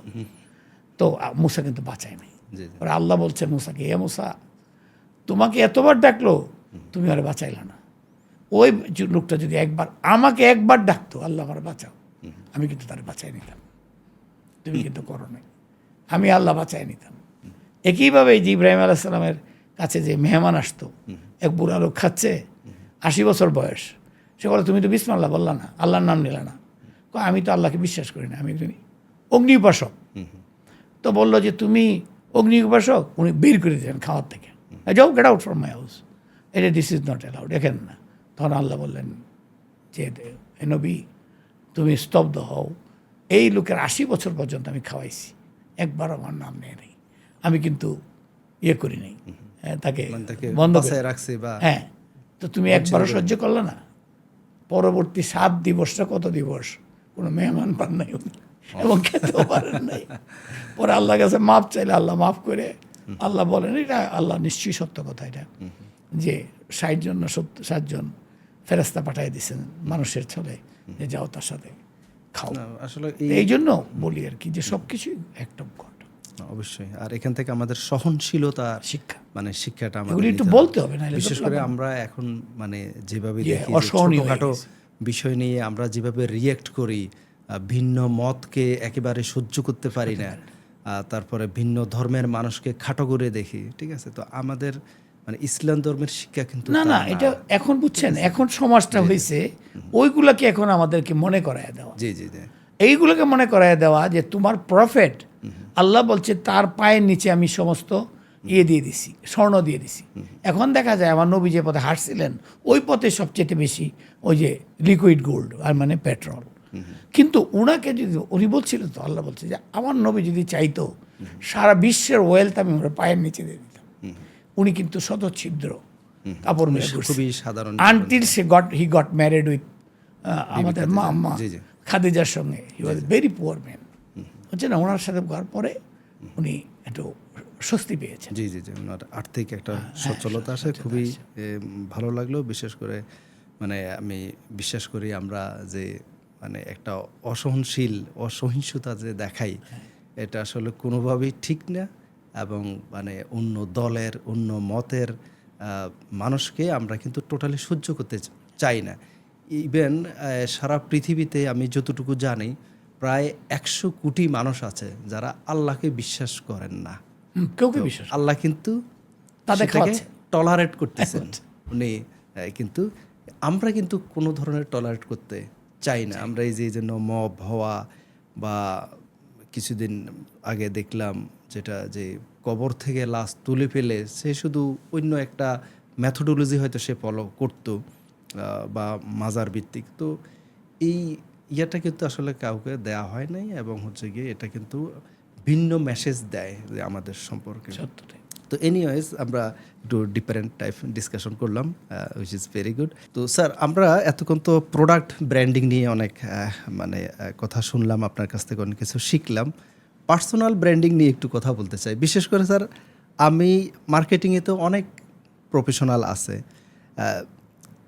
যে মার্কেটিং প্রফেশনাল, ব্র্যান্ড প্রফেশনাল বলতে সবার আগে আপনার নামটা কী কারণে চলে আসে, মানে আপনি কিভাবে পার্সোনাল ব্র্যান্ডিংটাকে ম্যানেজ করেন আর কি? ঠিক আছে, যে পার্সোনাল ব্র্যান্ডের জন্য আসলে একটা মানুষের কী ধরনের অথরিটি থাকা উচিত, যে সাবকনসিয়াস মাইন্ডে ব্র্যান্ড মার্কেটিং শুনলে যেমন সৈয়দ আলমগীর আসে, এই ইয়েটা কীভাবে করা যায় আর কি? আপনি এটা কীভাবে বলেন আমি জানি না, কারণ কিছুদিন আগে আমাকে একটা কোয়েশ্চেন করছিল একজন। আপনি করছেন ভালোভাবে, সে করছিল একটু তীক্ষ্ণভাবে। সে বলে যে স্যার প্রোডাক্টের ব্র্যান্ডিংয়ের সমান সমান আপনার নিজের ব্র্যান্ডিংও আছে, আপনি নিজের ব্র্যান্ডিংও আপনি ভালো করছেন আবার বলতেছেন। তা আমি বললাম যে হ্যাঁ এটা তো করছি, তবে এখনও আমার নিজের জন্য কোনো টিবিসি বানাই নাই, সৈয়দ আলমগীর অমুক তমুক করে আমি কিন্তু টিবিসি বানাই নাই। হ্যাঁ আমার লাইফ স্কেচের পরে বিভিন্ন অর্গানাইজেশন, বিভিন্ন টিভি অর্গানাইজেশন আমার দেখাইছে আমার কোথা থেকে বড় হয়েছি কীভাবে, এটা স্বাভাবিক। আর যেটা আপনি বললেন যে ব্র্যান্ডিং দেখেন এটা কিন্তু অটোমেটিক, এটা কিন্তু হয় না। তো ওই ছেলেটারে বললাম যে তুমি কি আমার মতো হইতে চাও? কই স্যার কে না চায়?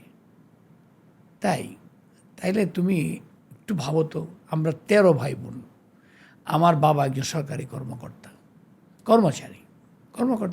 আর কি, তো তার মানে লিমিটেড স্যালারি, আব্বা ছিলেন 100% সৎ মানুষ। তো আমি 4th ছেলে। আমি কীভাবে ছোটোবেলায় বড় হয়েছি আর তুমি কীভাবে বড় হয়েছো একটু চিন্তা করো। আমারটা আমি বলি, আমার জীবনে কোনোদিন একটা টিউটার পাই নাই। আব্বার কাছে টিউটারের কথা বললে তার উত্তর হইল তুমি ক্লাসে কি করো, তুমি কোন টিচারকে নিবা, যে তোমার পড়াইলো ওই তো যে তোমার ফিজিক্স পড়াইছে ওনাকে তুমি প্রাইভেট নিবা। তো ওনাকে তুমি ভালো করে যদি শুনো ক্লাসে তাহলে তোমার লাগে না, তো তোমার কেন লাগবে? পাই নেই, তোমরা পাচ্ছ। আর আব্বা কথা হলো তুমি গরম ভাত খাও, তোমার আমি কাপড় চোপড় ভালোই দিই, যতটুক দেই, নতুন বই কিনে দিই, তোমাকে খাতা কিনে দিই, দিস্তা খাতা আর কি, কলম দেই। তো তুমি কেন পরীক্ষায় ফার্স্ট হইতে পারবে না? তোমার ফার্স্ট হওয়ার তো দরকার। ঠিক আছে, তো আব্বা ওইভাবে আমাদের বড় করছেন, ছোটোবেলাতে ফার্স্টই হই। তো আমার মনে আছে একবার ফার্স্ট হয়েছি, সবারই ফার্স্ট হয়েছি, স্কুলে তো নাম করে না, যে স্কুলেই থাকো ওই স্কুলে তো আমি পড়ি। আমারও তো ওর বাপে যে একটা বিরাট স্কুলে দেয় নাই, যে স্কুলে দিয়েছে ওখানে ফার্স্ট। যেখানে আইএসডিতে দিলে আমি কী করতাম সেটা আমি জানি না। এখানে আবার অনেক দেশের অনেক লোক আছে, কিন্তু ওখানে আমার দেশের লোকরাই আছে। তো আমি পরীক্ষা ফার্স্ট হয়ে আসছি, আব্বা বলে ফার্স্ট হয়েছো? আমি যে কত নম্বর বেশি পাইছো সেকেন্ডের থেকে? আমি বলি আব্বা 3 না 5 জানি আর বেশি পাইছি আর কি। এইটা একটা ফার্স্ট হইল, আর কয়েকটা নম্বর পাইলে তো তোমার ও শুয়াই ফেলছিল। তা আমি বলি আব্বা কত পাইলে ভালো হইতো? ওর থেকে 20-25 নম্বর বেশি পাইবা, তাইলে বোঝা গেল ডিস্টেন্স থেকে পাস করছি, ক্লিয়ারলি অ্যাহেড। আমি এত বলতে পারি না ভয় আব্বার কাছে। আম্মার গিয়ে বলি ওই বেটা তোর বসে ঘাস খায় না, যে সেকেন্ড হয়েছে সুনীল, সেও ভালো ছাত্র, সেও খুব ভালো পড়াশোনা করে, হ্যাঁ সেও আমার মতোই, আমার ফ্যামিলির মতোই, কিন্তু সেও তো কম চেষ্টা করে না। আব্বা যে 25 নম্বর চাইলো, আমার এইটিতে একটা মুশকিল হইল। তো এরকম ওয়ান্টিংয়ের মধ্যে বড় হইলাম। তা কেন্দুয়া থেকে পাশ করলাম, আর তুমি করতে পাশ করলে আমি জানি না। আসলাম ঢাকায়, চিনি না শুনি না, বড় বড় বাতি দেখে তো জায়গা 2 বছর। তা আমার বাতি বুতি না তাকায় বইয়ের দিকে তাকাইছিলাম। ভালো রেজাল্ট করলাম, ঢাকা ইউনিভার্সিটি ভর্তি হইলাম, MBA ভর্তি হইলাম। 5,000 না 7,000 ছেলে মেয়ে, তার থেকে 100 জন নিবে, সেইটা তো আল্লাহর রহমত হলে পাশ করলাম। এবং ভাইভাতে কঠিন ভাইভা, সেটা পাশ করলাম। পাশ করার পর থেকে যে চাকরি করতেছি, দিনের রাত, রাতের দিন করতেছি, মানে মনে হয় যেটা আমার সবাই বলে যে আপনি যেভাবে কাজ করেন আমি মালিক হিসাবে ওইটা কাজ করি না। এত চিন্তা করি না, ডেডিকেশন নাই আমার।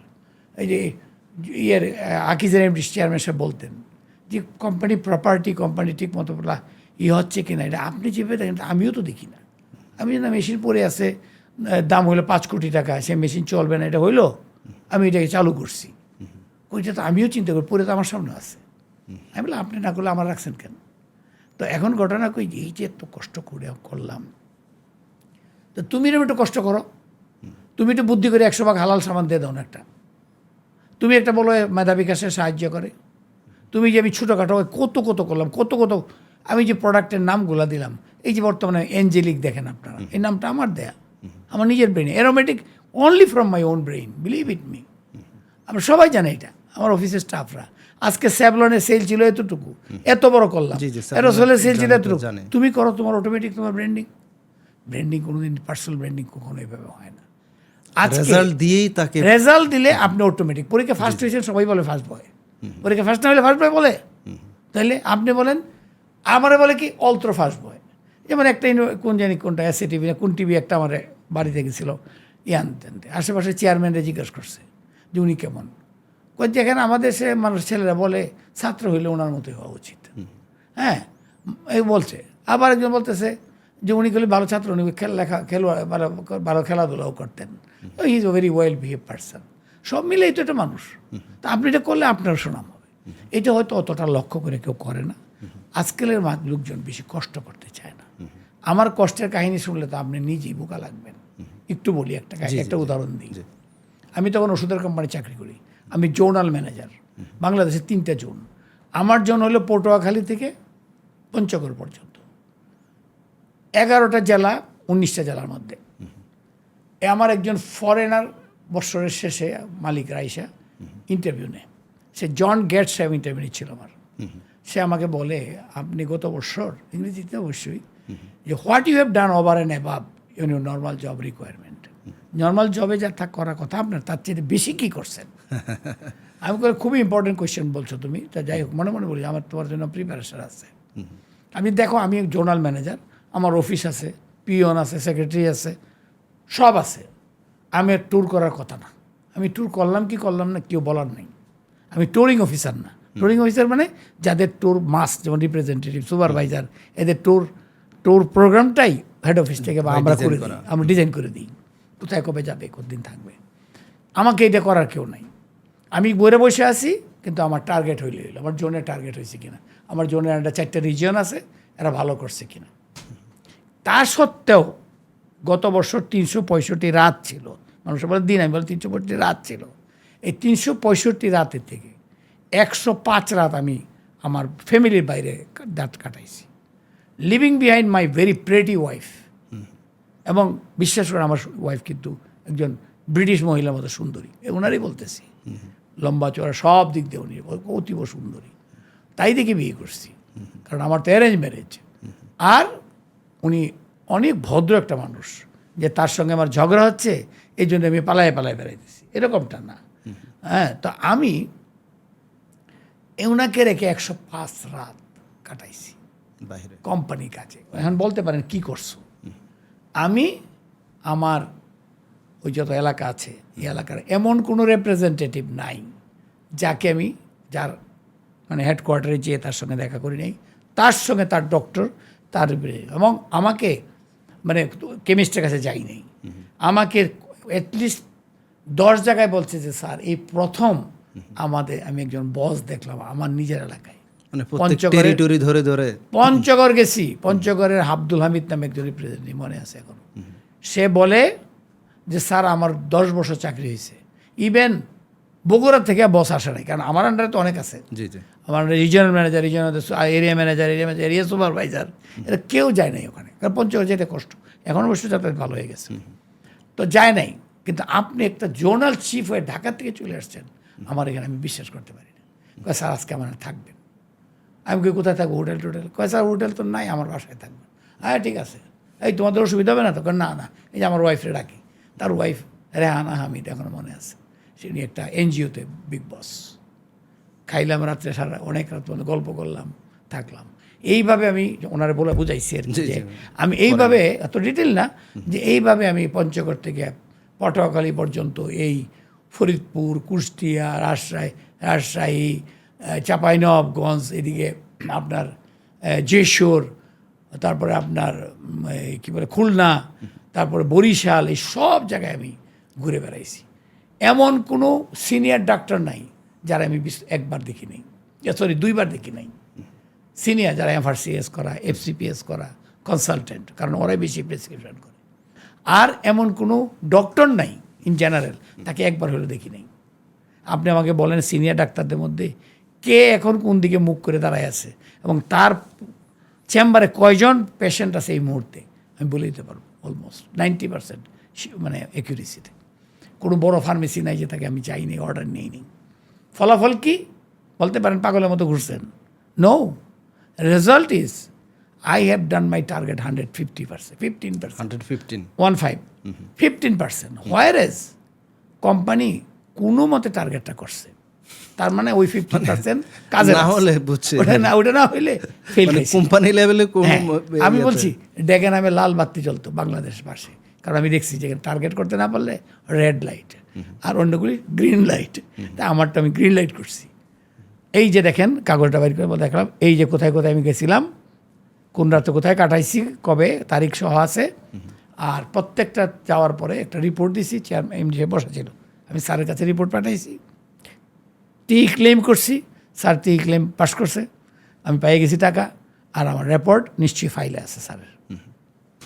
বলতে পারে স্যার আরও বলবো কিছু, দাঁড়ায় পড়ছে লোকটা, no mister Alamgir, if it is true, আমি 100% true, sir will see evidence.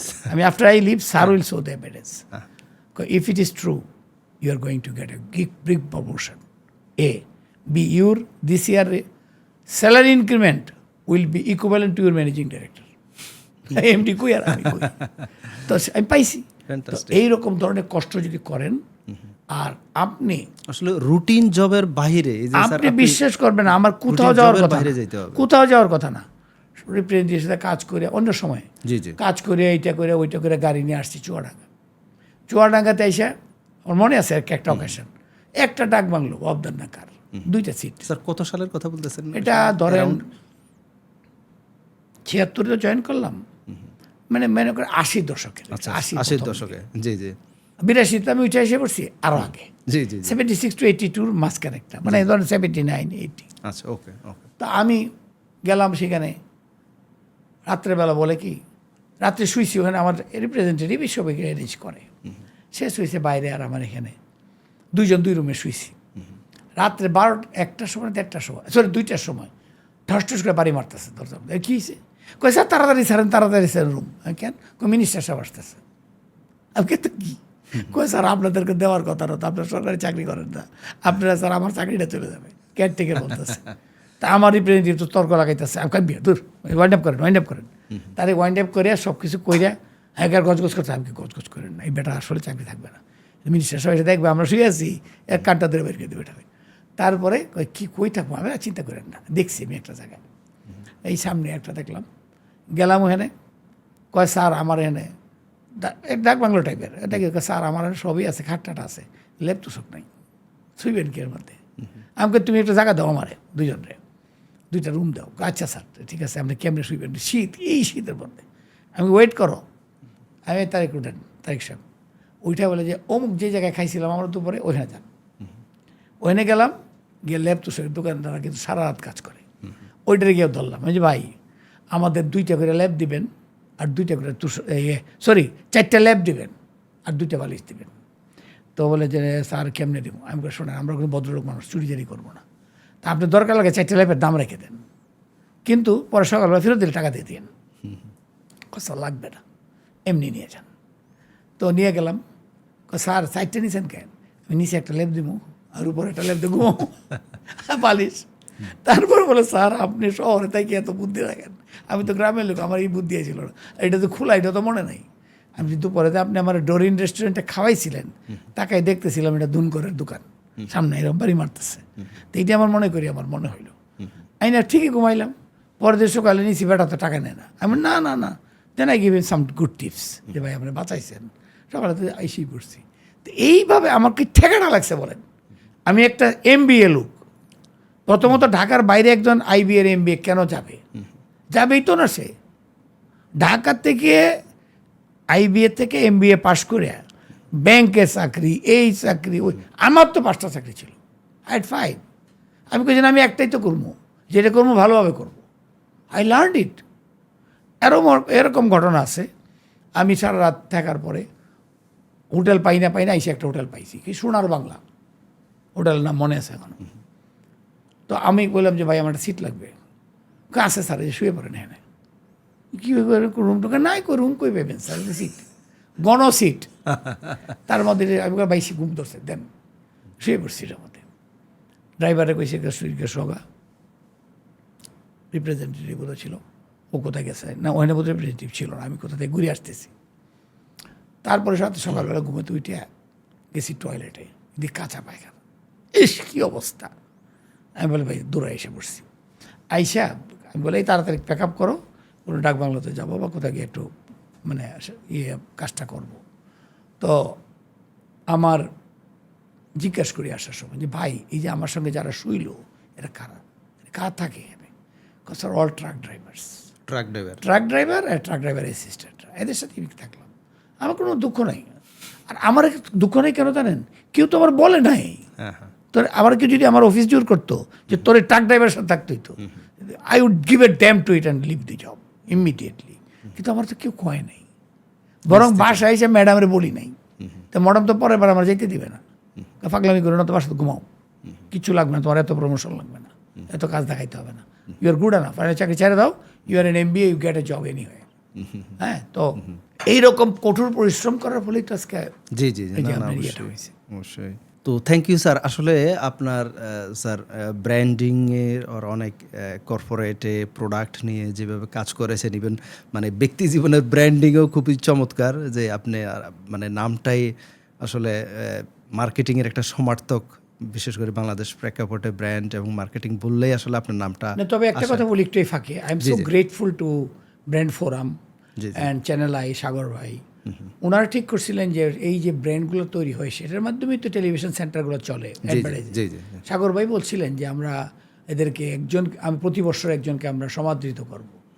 তো উনি কিন্তু কমিটি করে দিয়েছিলেন, IBA ডাইরেক্টর, তারপরে ওই ব্র্যান্ড ফোরামের চিফ আর সিটি সেলের ম্যানেজিং ডিরেক্টর। এরা খুঁজে, আমি জানতামও না, আমি আসছিলাম সিলেটে, একজন বলতে আরে তুমি তো বাংলাদেশের কি বলে ব্র্যান্ড সুপারস্টার, তোমাকে বলেছে মার্কেটিং সুপারস্টার বলে দিয়েছে।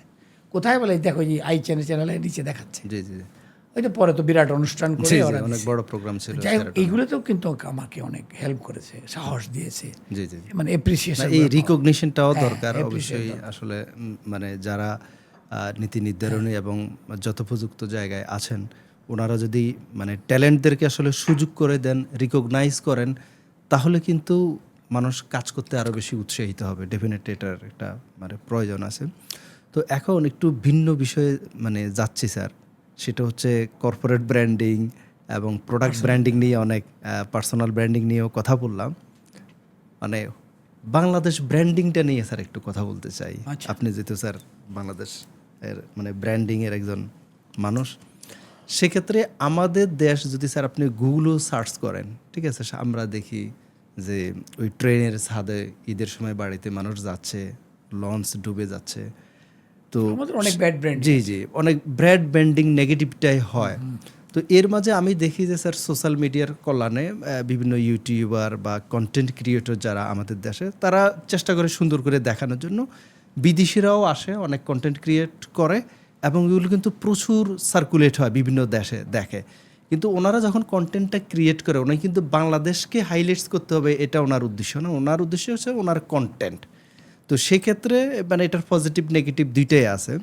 তো আমি যদি স্যার আপনার কাছে জানতে চাই, কান্ট্রি ব্র্যান্ডিংটা কতটুকু দরকার, এবং আপনি স্যার যেহেতু চেয়ারপারসনের উপদেষ্টা, তো আপনি স্যার কিভাবে জিনিসটা দেখেন যে আমাদের দেশের ব্র্যান্ডিংটা কি ধরনের? দেখেন, আপনি যেটি বললেন না, কন্টেন্ট ক্রিয়েট করে আর এই ছবি দেখাইলে কিন্তু ব্র্যান্ডিং হবে না। বিশ্বে বহু দেশ আছে আমাদের দেশ থেকে অনেক সুন্দর। আমি যখন কয়েকদিন আগে গত কিছু বছর, আমি তো জানেন গত বছর আমি সুইজারল্যান্ডের ডেভোসে বক্তৃতা দিতে গেলাম on SME summit, world SME summit. দেখলাম, আমি আগেও গেছি, অনেকবার গেছি, যতবার যাই আমি বিমোহিত হই। আল্লাহ নিজের হাতে যেন বানায় রাখছে সবগুলো। নিশ্চয়ই আল্লাহই করছে সব, আল্লাহই বানাইছেন, কিন্তু মনে হয় শিল্পীর তুলির হাতে এরকম করা। তো এখন আমাদের দেশে ব্র্যান্ডিং বলতে আমরা যেটা বলেন না, আপনারা যেভাবে আমরা যেটা বললেন আপনি, এই ব্র্যান্ডিংয়ে কাজ হবে না, ডিপ ব্র্যান্ডিং করতে হবে। বললাম না, বলতে হবে 100% হালাল সাবানের মতো ডিপ, মেধা বিকাশে সাহায্য কর ওরকম ডিপ। আমি তো এছাড়াও অনেক কিছু করেছি, ওগুলো তো আপনি বললাম না। ছোট ছোট প্রোডাক্টের জন্য কত কিছু করেছি, যত ট্যাগলাইন দিয়েছি তো আমিই দিয়েছি।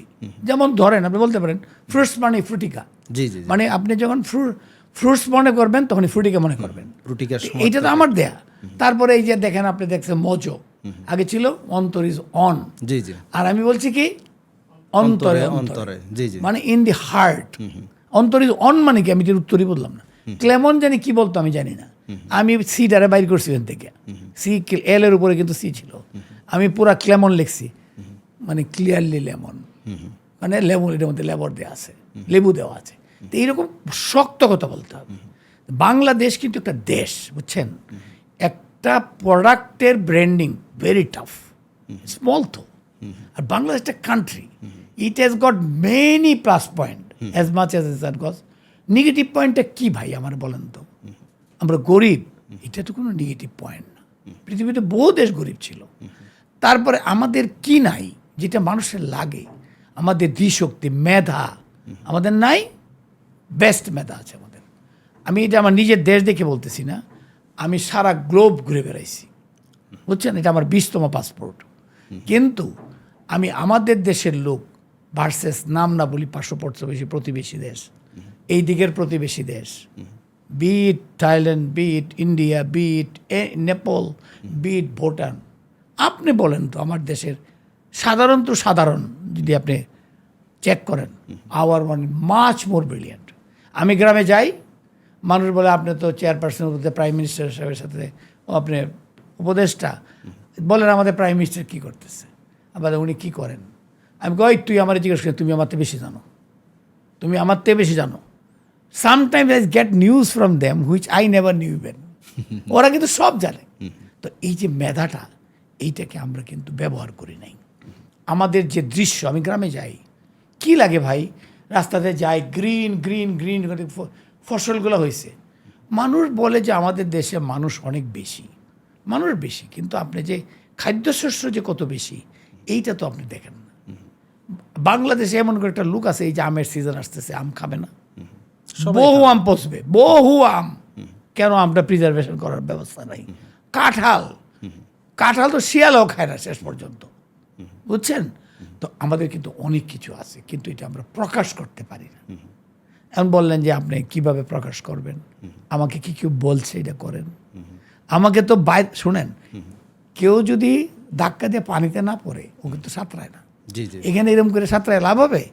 When I am to water, I have to swim. When I am with a product, I have to say something about my product. When I am given the opportunity or responsibility to say about Bangladesh, what should be saying? এটা তো আমি করবোই তো অবশ্য, কারণ Bangladesh has got many elements to say. আমি একদিকে দেখি বাংলাদেশের জনগণ, একদিকে দেখি বাংলাদেশের ন্যাচারাল রিসোর্স, একদিকে দেখি বাংলাদেশের ability to work outside the country. বাংলাদেশে এতগুলি মেডিকেল কলেজ, 115টা ইউনিভার্সিটি থেকে MBA ডিগ্রি দেওয়া হচ্ছে, কি নাই? এর সম্বলিত করে 2টা লাইন বলা এটা কি কঠিন? প্রোডাক্টের মধ্যে আছে কি? আছে তো লবণ, এটার মধ্যে কইবেন না। আমার তো মানে সেটাই স্যার, বুঝছেন না, আমার কিন্তু এখানে অনেক লবণকে যদি আপনি এত বড় একটা প্রোডাক্ট বানাতে পারেন, বলে একটা কমোডিটি প্রোডাক্টে তুমি কেমনে ব্র্যান্ড করলা, তোমার একটা পুরস্কার আলাদা উচিত। এই ফিলিপ কটলার সাহেব বলে গেছে, এটা একটা কমোডিটি প্রোডাক্ট। সেখানে আমাদের দেশে স্যার সুন্দরবন আছে, কক্সবাজার আছে, বান্দরবান আছে, তারপরে দেখেন সিলেট আছে। আপনি বলতেছিলেন সরকারের কথা, আমাদের বিউটিফুল প্রাইম মিনিস্টার আছে পর্যন্ত। কিরকম আমি বলি তো তার জিনিসটা, আপনারা অনেকে সমালোচনা করতে পারেন। উনি বলে যে আই হ্যাভ এ প্ল্যান, বলে মানুষের দুষ্টামি করে। Those are stupid and envious of him. কারণ উনি কি বলেছে? I have a plan. What plan? উনি বলছে যে আমি এই ফ্যামিলি কার্ড দেবো, এটা আমার একটা plan. No, he has a bigger prospect. বুঝার তো কথাটা তো বুঝার মতো মাথা থাকতে হবে আপনার। ব্রেইনটাই নেই আমাদের। যারা সমালোচনা করে তাদের ব্রেইন নেই, অথবা তারা ইচ্ছা করে এটাকে হাইডিং করে ফাইদলামি আলাপ করে। এগুলো leave it. His dream is, he has a dream, I have a plan. His plan is to make this country prosperous, bring it from a poor country to a mid-level country where all the people are ensured of food, health and education. এইটাই ওনার dream হয়তো উনি করেন। উনি যে কথা কম বলেন এই জন্য হয়তো ওইটা উনি রিয়েক্ট করে না, রিয়েক্ট না করাটা বেটার। মানুষ should understand what is the dream. He is moving with a শার্টটা এরকম বলটায়া, এটা সাধারণ প্যান্ট। আমি ওনার সঙ্গে আজ থেকে বহু বছর আগে 2016 ওনার সঙ্গে 2-2.5 ঘন্টা ছিলাম আমি লন্ডনে। I saw him even poor dress than this, একটা পুরনো শার্ট প্যান্ট আর একটা হাফ শার্ট পরে উনি আইসে। আমি কই প্রায় কি যে রহমান সাহেবের শার্টটা নাকি আল্লাহ জানে, আমি দুষ্টামি করি যে বাবার শার্টটাই বোধহয় পরে আইসে কাইটে গুইটা। দেখি এরকম এই পায়ে যে জুতো পাতা এইগুলি খুব নর্মাল। তো একটা কিছু কিছু মানুষ আছে নর্মাল শিখে।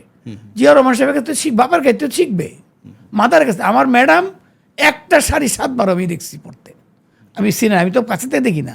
আমি এটা তো কালকেও ম্যাডাম পরে দেখছিলাম, আসছিল 3-4 দিন পরে হলুদ রঙের একটা জর্জেট শাড়ি। আমি আমার ওয়াইফও বলতো যে হ্যাঁ উনি ম্যাডাম কিন্তু শাড়িটা অনেকদিন পরছেন বিভিন্ন অকেশনে। তো এই যেখানে সাধারণ মহিলার একটা শাড়ি পরিয়া ফালায় দেখবে যে নাইডার পরতে পারো, বিয়েতে গেছিলাম এটা পরবো না, বুঝছেন না? তো এটা হলো সিম্পল ফ্যামিলি থেকে আসা। উনি যে সাধারণ ড্রেস পরে হাঁটতেছেন, এই যে আজকে বিয়েতে দাঁড়ায় যাচ্ছেন, কি বলে নর্মালি ট্রাফিক লাইটের নিচে দাঁড়ায় যাচ্ছেন। What is this? This is the plan, this is a message যে আমি প্রাইম মিনিস্টার, আমি গরিব দেশের প্রাইম মিনিস্টার। আমার মতো উনি শুটকুট পরে ঘুরতেছে না, এবং উনি বুঝাইতে চাইতেছে যে আমি শুটকুট পরি না মানে তোমরা পড়তে পারো না বইলা। হয়তো এমন একদিন আসবে যেদিন তোমরা পড়তে পারবা, আমিও স্যুটটা পরব। এখন উনি হয়তো বলেন, আমি হলে বলে দিতাম যে আমি এই স্যুট ফালাই দিছি ডিল দিয়া। মহাত্মা গান্ধী ডিল দিয়ে ফালাই দিয়েছে তার স্যুটকুট। কেন? ব্রিটিশ না তারাই আর এই স্যুট পারাবো, কারণ এই স্যুট তারা অবস্থায় ব্রিটিশের তারা লাত্তিতে বাইর করে দিয়েছিল জাহাজ থেকে। পরে এই কুট ফালাই দিয়ে কইছে যে আমি ল্যাংটা পরে থাকবো, কিন্তু এদের তারাই পরে আমি পরবো ড্রেসটা। পরে ওই ধুতি পরা শুরু করলো এক হাতা, সারা গা খালি। উনি এই ইন্ডিয়া থেকে ব্রিটিশদের তারাইছে ঠিকই, কিন্তু স্যুটের ফিরে গেছে না আর কি, এই হলো ডিফারেন্সটা। তো এখন আমাদের প্রাইম মিনিস্টার যেভাবে চাচ্ছে, আপনি তো এটাই বলবেন যে how he is running the country, wait a bit. এখন আপনি হয়তো অনেকে সমালোচনা করতেছে তার ফ্যামিলি কার্ড, কৃষক কার্ড, অমুক কার্ড, তাকে কে দিবে কিনা, এর সব উত্তর পাবেন। খারাপ লাগলে বলবেন যে এটা আমার খারাপ লাগছে, সমালোচনা করবেন, বাট ওরকম সমালোচনা যেটা আপনি আজকে বহুত কষ্ট করে 17 বছর পরে আমরা একটা রিয়েল ডেমোক্রেটিক গভর্নমেন্ট পাইছি। তার মধ্যে কিছু মিনিস্টার আছে হয়তো আপনার তার অ্যাক্টিভিটিস পছন্দ না, তো কোথা থেকে তারেক সাহেব কোথা থেকে এক একজন ফেরস্তা আনবে বলেন তো? আমরা তো জাতিটা এইরকম, কিন্তু আমাদের জাতি তো বুদ্ধিমান। এই বুদ্ধিমত্তাকে যদি উনি কাজে লাগাইতে পারেন, আমি hopefully he can do it the way he is trying to. উনি তো প্রথম তো সেলফ কারেকশন, ঠিক কিনা? সেলফ কারেকশন প্রথম না, যে আমি নিজেকে আগে শুদ্ধি করি, নিজে একটু কাপড় চোপড় কম পরি, শো না করি, যে আমি টাই টুই লাগাইয়া এক্সারসাইজের মতো কার্টিয়ারের চশমা পরিয়া এখন আমি কইতেছি তুমি বাংলার জনগণ তোমরা সব দরিদ্র সুন্দর করে থাকো। উনি I think is doing good, এবং দেশ এগিয়ে যাবে। Thank you sir. আমরাও আশাবাদী, আমরা তো অবশ্যই চাই আমাদের দেশ একটা উন্নত সমৃদ্ধ ইয়েতে যাক। তো বিশেষ করে স্যার আপনি পর্যটন শিল্পটা, মানে এই যে আমি কক্সবাজার এগুলোতে যদি স্যার বাংলাদেশটা যদি ভালো না থাকে, আমি বলি আপনাকে এখন তাহলে তো বিদেশিরা আসতে চাইবে। আমি বাংলাদেশে পর্যটন সেক্টর খুবই খারাপ আছে। জি জি, এটা প্রাইম মিনিস্টার, আমি জানি না প্রাইম মিনিস্টারের নজরে আসছে কিনা, যে কেউ নজরে এটা আনতে পারে। আর উনি যদি দেখেন এটা, আমার মনে হয় ভালো একজন লোককে যদি পর্যটনের চেয়ারম্যান করে, যার মাথার মধ্যে অনেক ব্রেইন আছে, যা চিন্তা ভাবনা করতে পারবে, তাইলে কিন্তু সেটাকে পর্যটনের আমার অনেক সুযোগ আছে। আমাদের পর্যটন করতে কিন্তু অনেক কিছু লাগে না। আমি স্যার এই মানে যেমন বাংলাদেশে বিদেশি বিনিয়োগ আকর্ষণের জন্য একটা সংস্থা আছে বিডার কার্যক্রম নাই কোনো, এখন যদিও ঠিক আছে ওটা মানে অনেকে আছে, কিন্তু আমাদের দেশের মানে শুধুমাত্র যেমন আপনারা স্যার একটা প্রোডাক্টের জন্য ডেডিকেটেড টিম আছে, যে মানে ওরা শুধু ব্র্যান্ডিং মার্কেটিংগুলো ম্যানেজ করবে। একটা দেশে যদি এইভাবে একটা ব্র্যান্ডিং এর জন্য আলাদা ডেডিকেশন থাকে, এই কথা কার থাকা উচিত বলে, মানে এইটুকু একটু আগে বললাম যে আমরা কে দায়িত্ব দিছে কারে। আপনি কি এমনি বলতে পারেন স্যার আমি একটা এখন এই করি না, না, ব্র্যান্ডিং এটা করি তো আমি দেশ ভাই থেকে বেটা বাদ দিতে দে, হবে। করিস না জি, তুই যে তুমি পডকাস্টিং করতেছো ওইটা করে বেড়াও যাও তাই না এটা যদি বললে আবার একজন কাজেই আনটিল নিয়মই আছে until you are given a responsibility you should not try আমার মনে হয় স্যার এটা যদি ইভেন আপনারও তো স্যার সুযোগ আছে যেহেতু প্রধানমন্ত্রীর সাথে আপনার কথা বলার স্কোপ আছে আপনি যেহেতু উপদেষ্টা চেয়ারপারসনের আপনি স্যার এই পরামর্শটা দিতে পারেন যে দেশের ব্র্যান্ডিংয়ের জন্য এই যে আমাদের প্রতি যে একটা নেতিবাচক ধারণা আসে ঠিক আছে নেতিবাচক ধারণা তো এটার পিছনে অবশ্যই অনেক অনেক কারণ আছে। কারণ আছে ঠিক আছে অবশ্যই সেই কারণগুলো মিনিমাইজ করা লাগবে অন দ্য আদার হ্যান্ড এটার জন্য তো আলাদাভাবে কাজ করা লাগবে না হয় আমি শুরুতে যে এটা বললাম যে কন্টেন্ট ক্রিয়েটর বা সোশ্যাল মিডিয়াতে যারা ইউটিউব তারা তো আসলে স্বপ্রণোদিত তারা নিজ থেকে করে তাকে তো আর কেউ দায়িত্ব দেয় না সে তার ওন কন্টেন্ট ক্রিয়েশন ওই জন্য করে তার পারে বাট এতে করে কিন্তু মানে আপনি দেখবেন স্যার রিসেন্টলি কিছু বিদেশি ইউটিউবার বাংলাদেশে এসেছে এবং এগুলো কিন্তু মিলিয়নস ভিউজ তো যেভাবে হোক আমাদের দেশের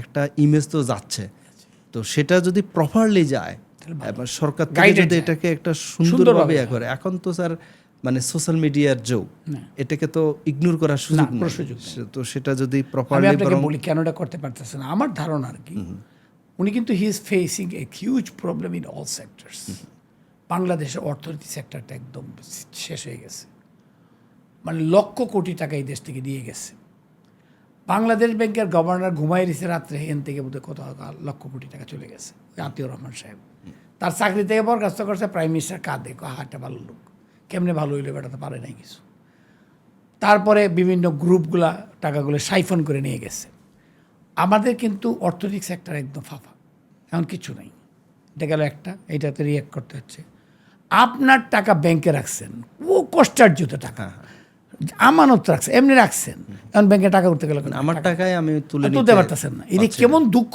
থেকে আইতে পারে দ্বিতীয়ত কথা এডুকেশন সেক্টর একদম ফিনিশড কারণ একবার বলে ঘরের মধ্যে নাচ হবে ক্লাসের মধ্যে নাচ হবে আরেকবার বলে ক্লাসের মধ্যে রান্না পাক হবে আরটার মধ্যে ক্লাসের মধ্যে গালিগালাজ হবে তারপরে কিন্তু ইসলামিক শিক্ষা বইয়ের মধ্যে এক পুরা চ্যাপ্টার হলো দেবদেবীদের ছবি এই ধর্মের বইয়ের মধ্যে যে দেশে 90% লোক মুসলিম করো এটা তো অসুবিধা নাই তো এখন কোয়েশ্চেনটা হলো এইভাবে না তো তারপরেও দেখেন উচ্চশিক্ষার মান অনেক খারাপ ঢাকা ইউনিভার্সিটি এখন 1000তম ইউনিভার্সিটির মধ্যে নাই লজ্জার শেষ নাই এরা তো এখন স্টুডেন্টদের তো কোনো দোষ নেই স্টুডেন্ট তো ভেরি ব্রিলিয়েন্ট জি জি জি ঢাকা ইউনিভার্সিটি চান্স পাওয়ার সুযোগতা আচ্ছা এখন এইগুলা তারপরে গেল এই আইন শৃঙ্খলা এটা তো জিরোতে আছে এখনও আছে এমন একটা দিন নাই যে অমুক জায়গায় এটা হয়েছে না অমুক জায়গায় হয়েছে না অমুক জায়গায় হয় নাই রামিসা হত্যার বিচার করে এরা ফাঁসি দিয়ে দেন কিন্তু রামিসা কই where from you get her we don't get পাওয়া যাবে না হ্যাঁ আমার তো চোখের পানি থামে না ওর এবং দেখলে স্যার এগুলোর কারণ আচ্ছা, কিন্তু আরেকটা কান্ট্রি দেখেন, ইমেজটাও তো এগুলোর আরেকটা বড় জিনিস দেখেন সেটা হলো আমি এটা অনেক আগে থেকে কাউ করতেছি সেটা হলো দুর্ঘটনা এমন একটা দিন নেই যে 30-50টা লোক মারা যাচ্ছে না এটা কেন জানেন আমাদের রোড সেফটি নাই সিগন্যালিং নাই হ্যাঁ আমার মেয়ের জামাই একটা ইউনিভার্সিটির টিচার অস্ট্রেলিয়াতে তার সাবজেক্টই হলো রুট সেফটি অ্যান্ড সিগন্যালিং তারা কিন্তু এটা নিয়ে অনেক চিন্তা করে অনেক গবেষণা করতেছে আমাদের তা নাই আমাদের আইন শৃঙ্খলা নাই অনেক সুবিধা হচ্ছে নতুন মিনিস্ট্রি আমাদের সবাই নতুন হয়েছে এমপিরা অনেকেই নতুন তারপর মিনিস্টারও নতুন আমাদের প্রাইম মিনিস্টারও তো নতুন এর আগে তো উনি এমপিও ছিলেন না এখন হয়েছে কি এক মিনিস্টার উনি হইলে মিনিস্ট্রি হলে একটার গল্প করতেছে আরেক মিনিস্ট্রি বুঝছেন না আবার উনি এটা করতেছে আমি আমি আমি সিঙ্গেল আউট করে বলতে পারি কে কোনটা করতেছে সব জানি কিন্তু with due respect to them তো আজকে আপনার তো এটা বলার দরকার আপনি বলেন আপনার নিতে 1000 প্রবলেম আছে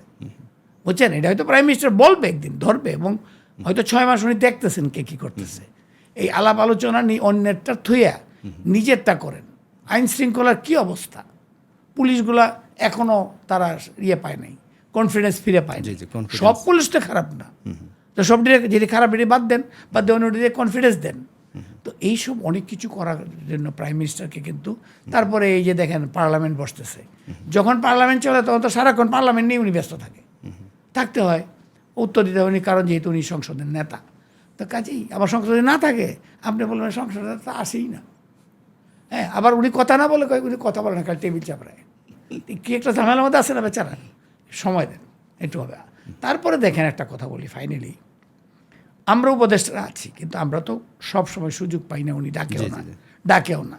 উনি ডাকলেন আমরা বলবো। সবচেয়ে বড় উপদেষ্টাকে বাসায় ম্যাডাম আছেন, মেয়ে আছে, এরা উপদেশ দিচ্ছে, ওনারা দুইজনই খুব বুদ্ধিমতী। বাট ওনার বাবা কই, ওনার মা কোথায়, ওনার কি একটা ভাই আছে না একটা বোন আছে? লাগে না খালি বউ আর স্ত্রী দিয়ে চলে, স্ত্রী আর মেয়ে দিয়ে চলে, আমাদের তো চলে না। আমাদের ভাই লাগে, বোন লাগে, দেখেন তো ভাই বোন আছে, কোনোটার বিপদ আপদ হলে কোনোটা বুদ্ধি এই তুমি এটা করো না, এটা করো, এই তুমি হালাল সামান কইছো, আরে দাদা ভাই তুমি সব বড়াস করছো, এরকম কইতেছে। আবার অনেক বোন বলতেছে হালাল কথাটা ভালাই, মানুষের মনে হয় বাংলাদেশে খাবে, বাংলাদেশের জনগণ এটা করো। এটাও তো একটা ইনপুট তো আছে, ওনার তো ইনপুট নেই। পারিবারিক ইম্পোর্ট হইলো সবচাইতে।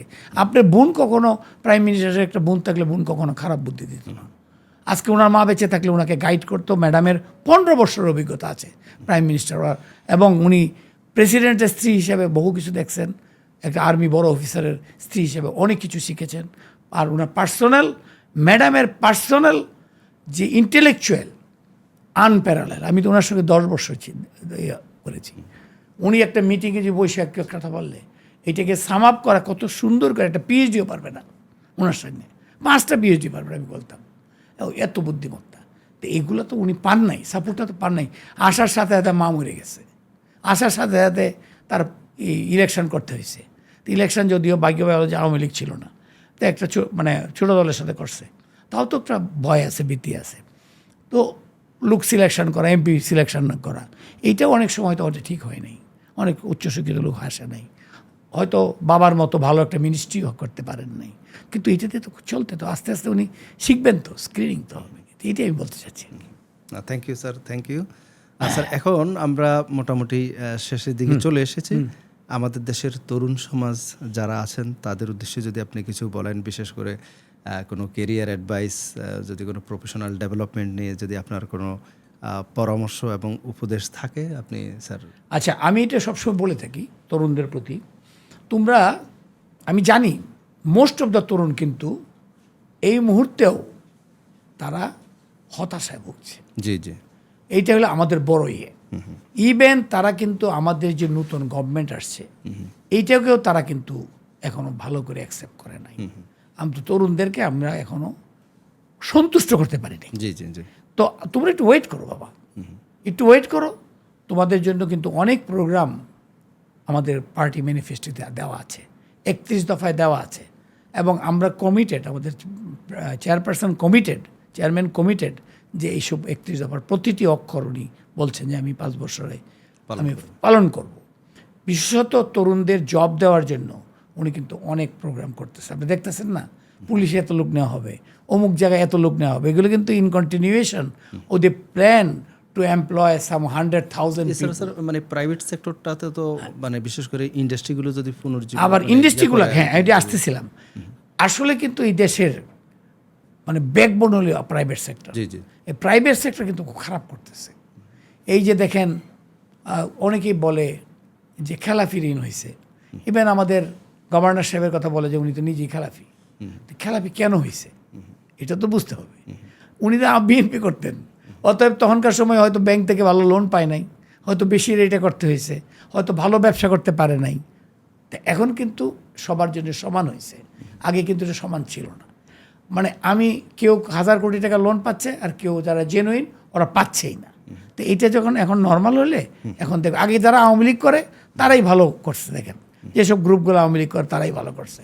তারা দেখবেন এক একজনের ঘরে 20টা হাসিনার ছবি, শেখ হাসিনার ছবি দেওয়া আছে, কারণ তারা দেখাইতে চায় আমি আওয়ামী লীগ করি। এখন কিন্তু সব সরাই দিছে আবার, এখন আবার ওই বিজনেসগুলো সাফার করতেছে। হ্যাঁ, ওই বিজনেসগুলো সাফার, ওইগুলো এখন সাফার করতেছে। জি জি।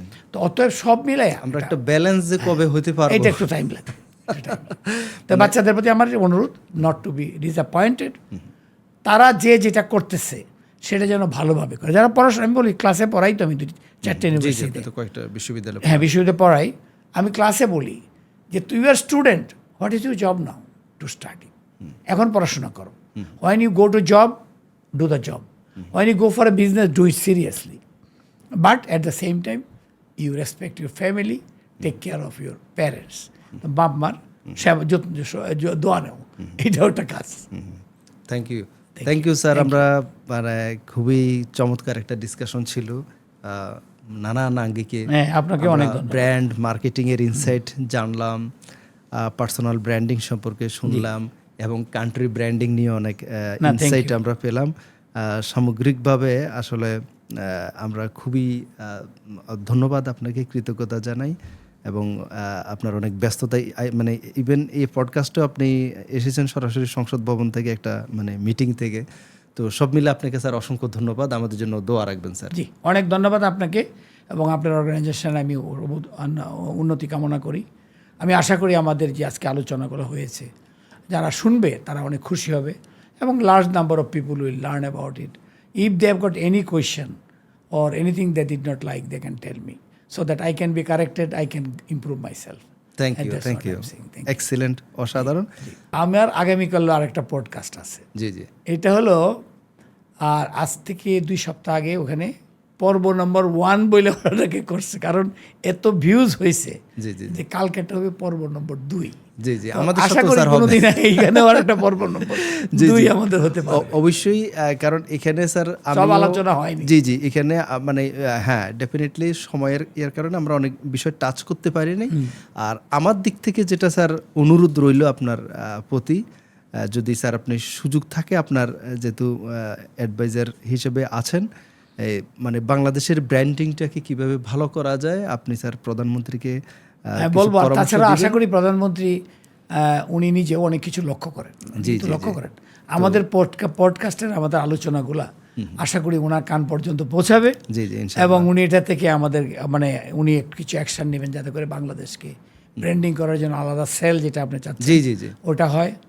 এবং যেসব ক্ষেত্রে আমরা বললাম বাংলাদেশে আমরা এখনো হ্যাপি না, পিপল লাইক আইন শৃঙ্খলা, like education, like health care, যেতগুলি বাচ্চা মারা গেছে আমরা বুঝতে পারবো অমুক হয়েছিল, অমুক করছিল না, বাচ্চাগুলো তো বাচ্চা তো ফেরত আসবে। জি জি জি, রামি স্যার আমরা বিচার করতে পারবো, কিন্তু রামি স্যার এটাকে তো পাওয়া যাবে না। এইরকম ভাবে যাতে না হয়, প্রিভেনশন ইজ বেটার দেন কিউর। এইগুলা প্লাস আপনি ধরেন সড়ক দুর্ঘটনার জন্য আমি খুবই মর্মাহত। এইগুলো যদি আল্লাহ রহমতে উনি করেন, বাংলাদেশের মানে লোক আজীবন মনে রাখবে। এবং উনি অনেক ইয়াং আছেন, আল্লাহ রহমত হোক, উনি অনেক অনেক বছর দেশকে সেবা করতে পারেন প্রধানমন্ত্রী হিসেবে, যেটা ওনার বাবারটা আমরা পাইনি। অল্প দিনের মধ্যে উনি চলে গেছেন, মাত্র 4 বছর, এবং only at the age of 45। এটা কোনটা মনে হইলে আমার মনটা খারাপ হয়ে যায়। 45 একটা এজ মানুষ শুরু করে, আর আমাদের প্রেসিডেন্ট মারা গেলেন 45-এ। উনি আরও 20 বছর মিনিমাম বেঁচে থাকতেন সুস্থ সবল হয়ে। আর আর্মি ম্যান তো 80 বছর কিছু হইতো না, বুঝছেন, কিন্তু সেই দুষ্ট লোক এটা করতে দিল না।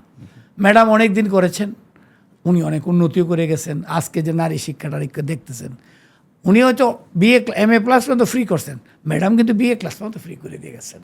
এবং উনি প্রথম কিন্তু এই অনেকগুলি করেছেন যেটা ওনার হাজব্যান্ড প্রথম করেছেন। যেমন হাজব্যান্ড রেডিমেড গার্মেন্টের এক্সপোর্ট, আমাদের জনগণের এক্সপোর্ট, মানে যে আমরা ম্যান পাওয়ার এক্সপোর্ট, সব কিন্তু জিয়া রহমান সাহেব সব করে গেছে। সেটা আরেকদিন আমরা আলোচনা করব। হ্যাঁ, থ্যাংক ইউ। ইনশাল্লাহ আমরা আশা করি স্যারের সাথে আমাদের আরেকটা পডকাস্ট হবে, সেখানে আমরা আরও বৃহৎ পরিসরে আরও ডিসকাশন করার সুযোগ পাবো। আপনারা সবাই ভালো থাকবেন, কর্পোরেট একাডেমির সাথেই থাকবেন। কর্পোরেট পডকাস্টের দেখার জন্য আপনাদের সবাইকে অনেক ধন্যবাদ জানাই। আসসালামু আলাইকুম, ভালো থাকবেন সবাই।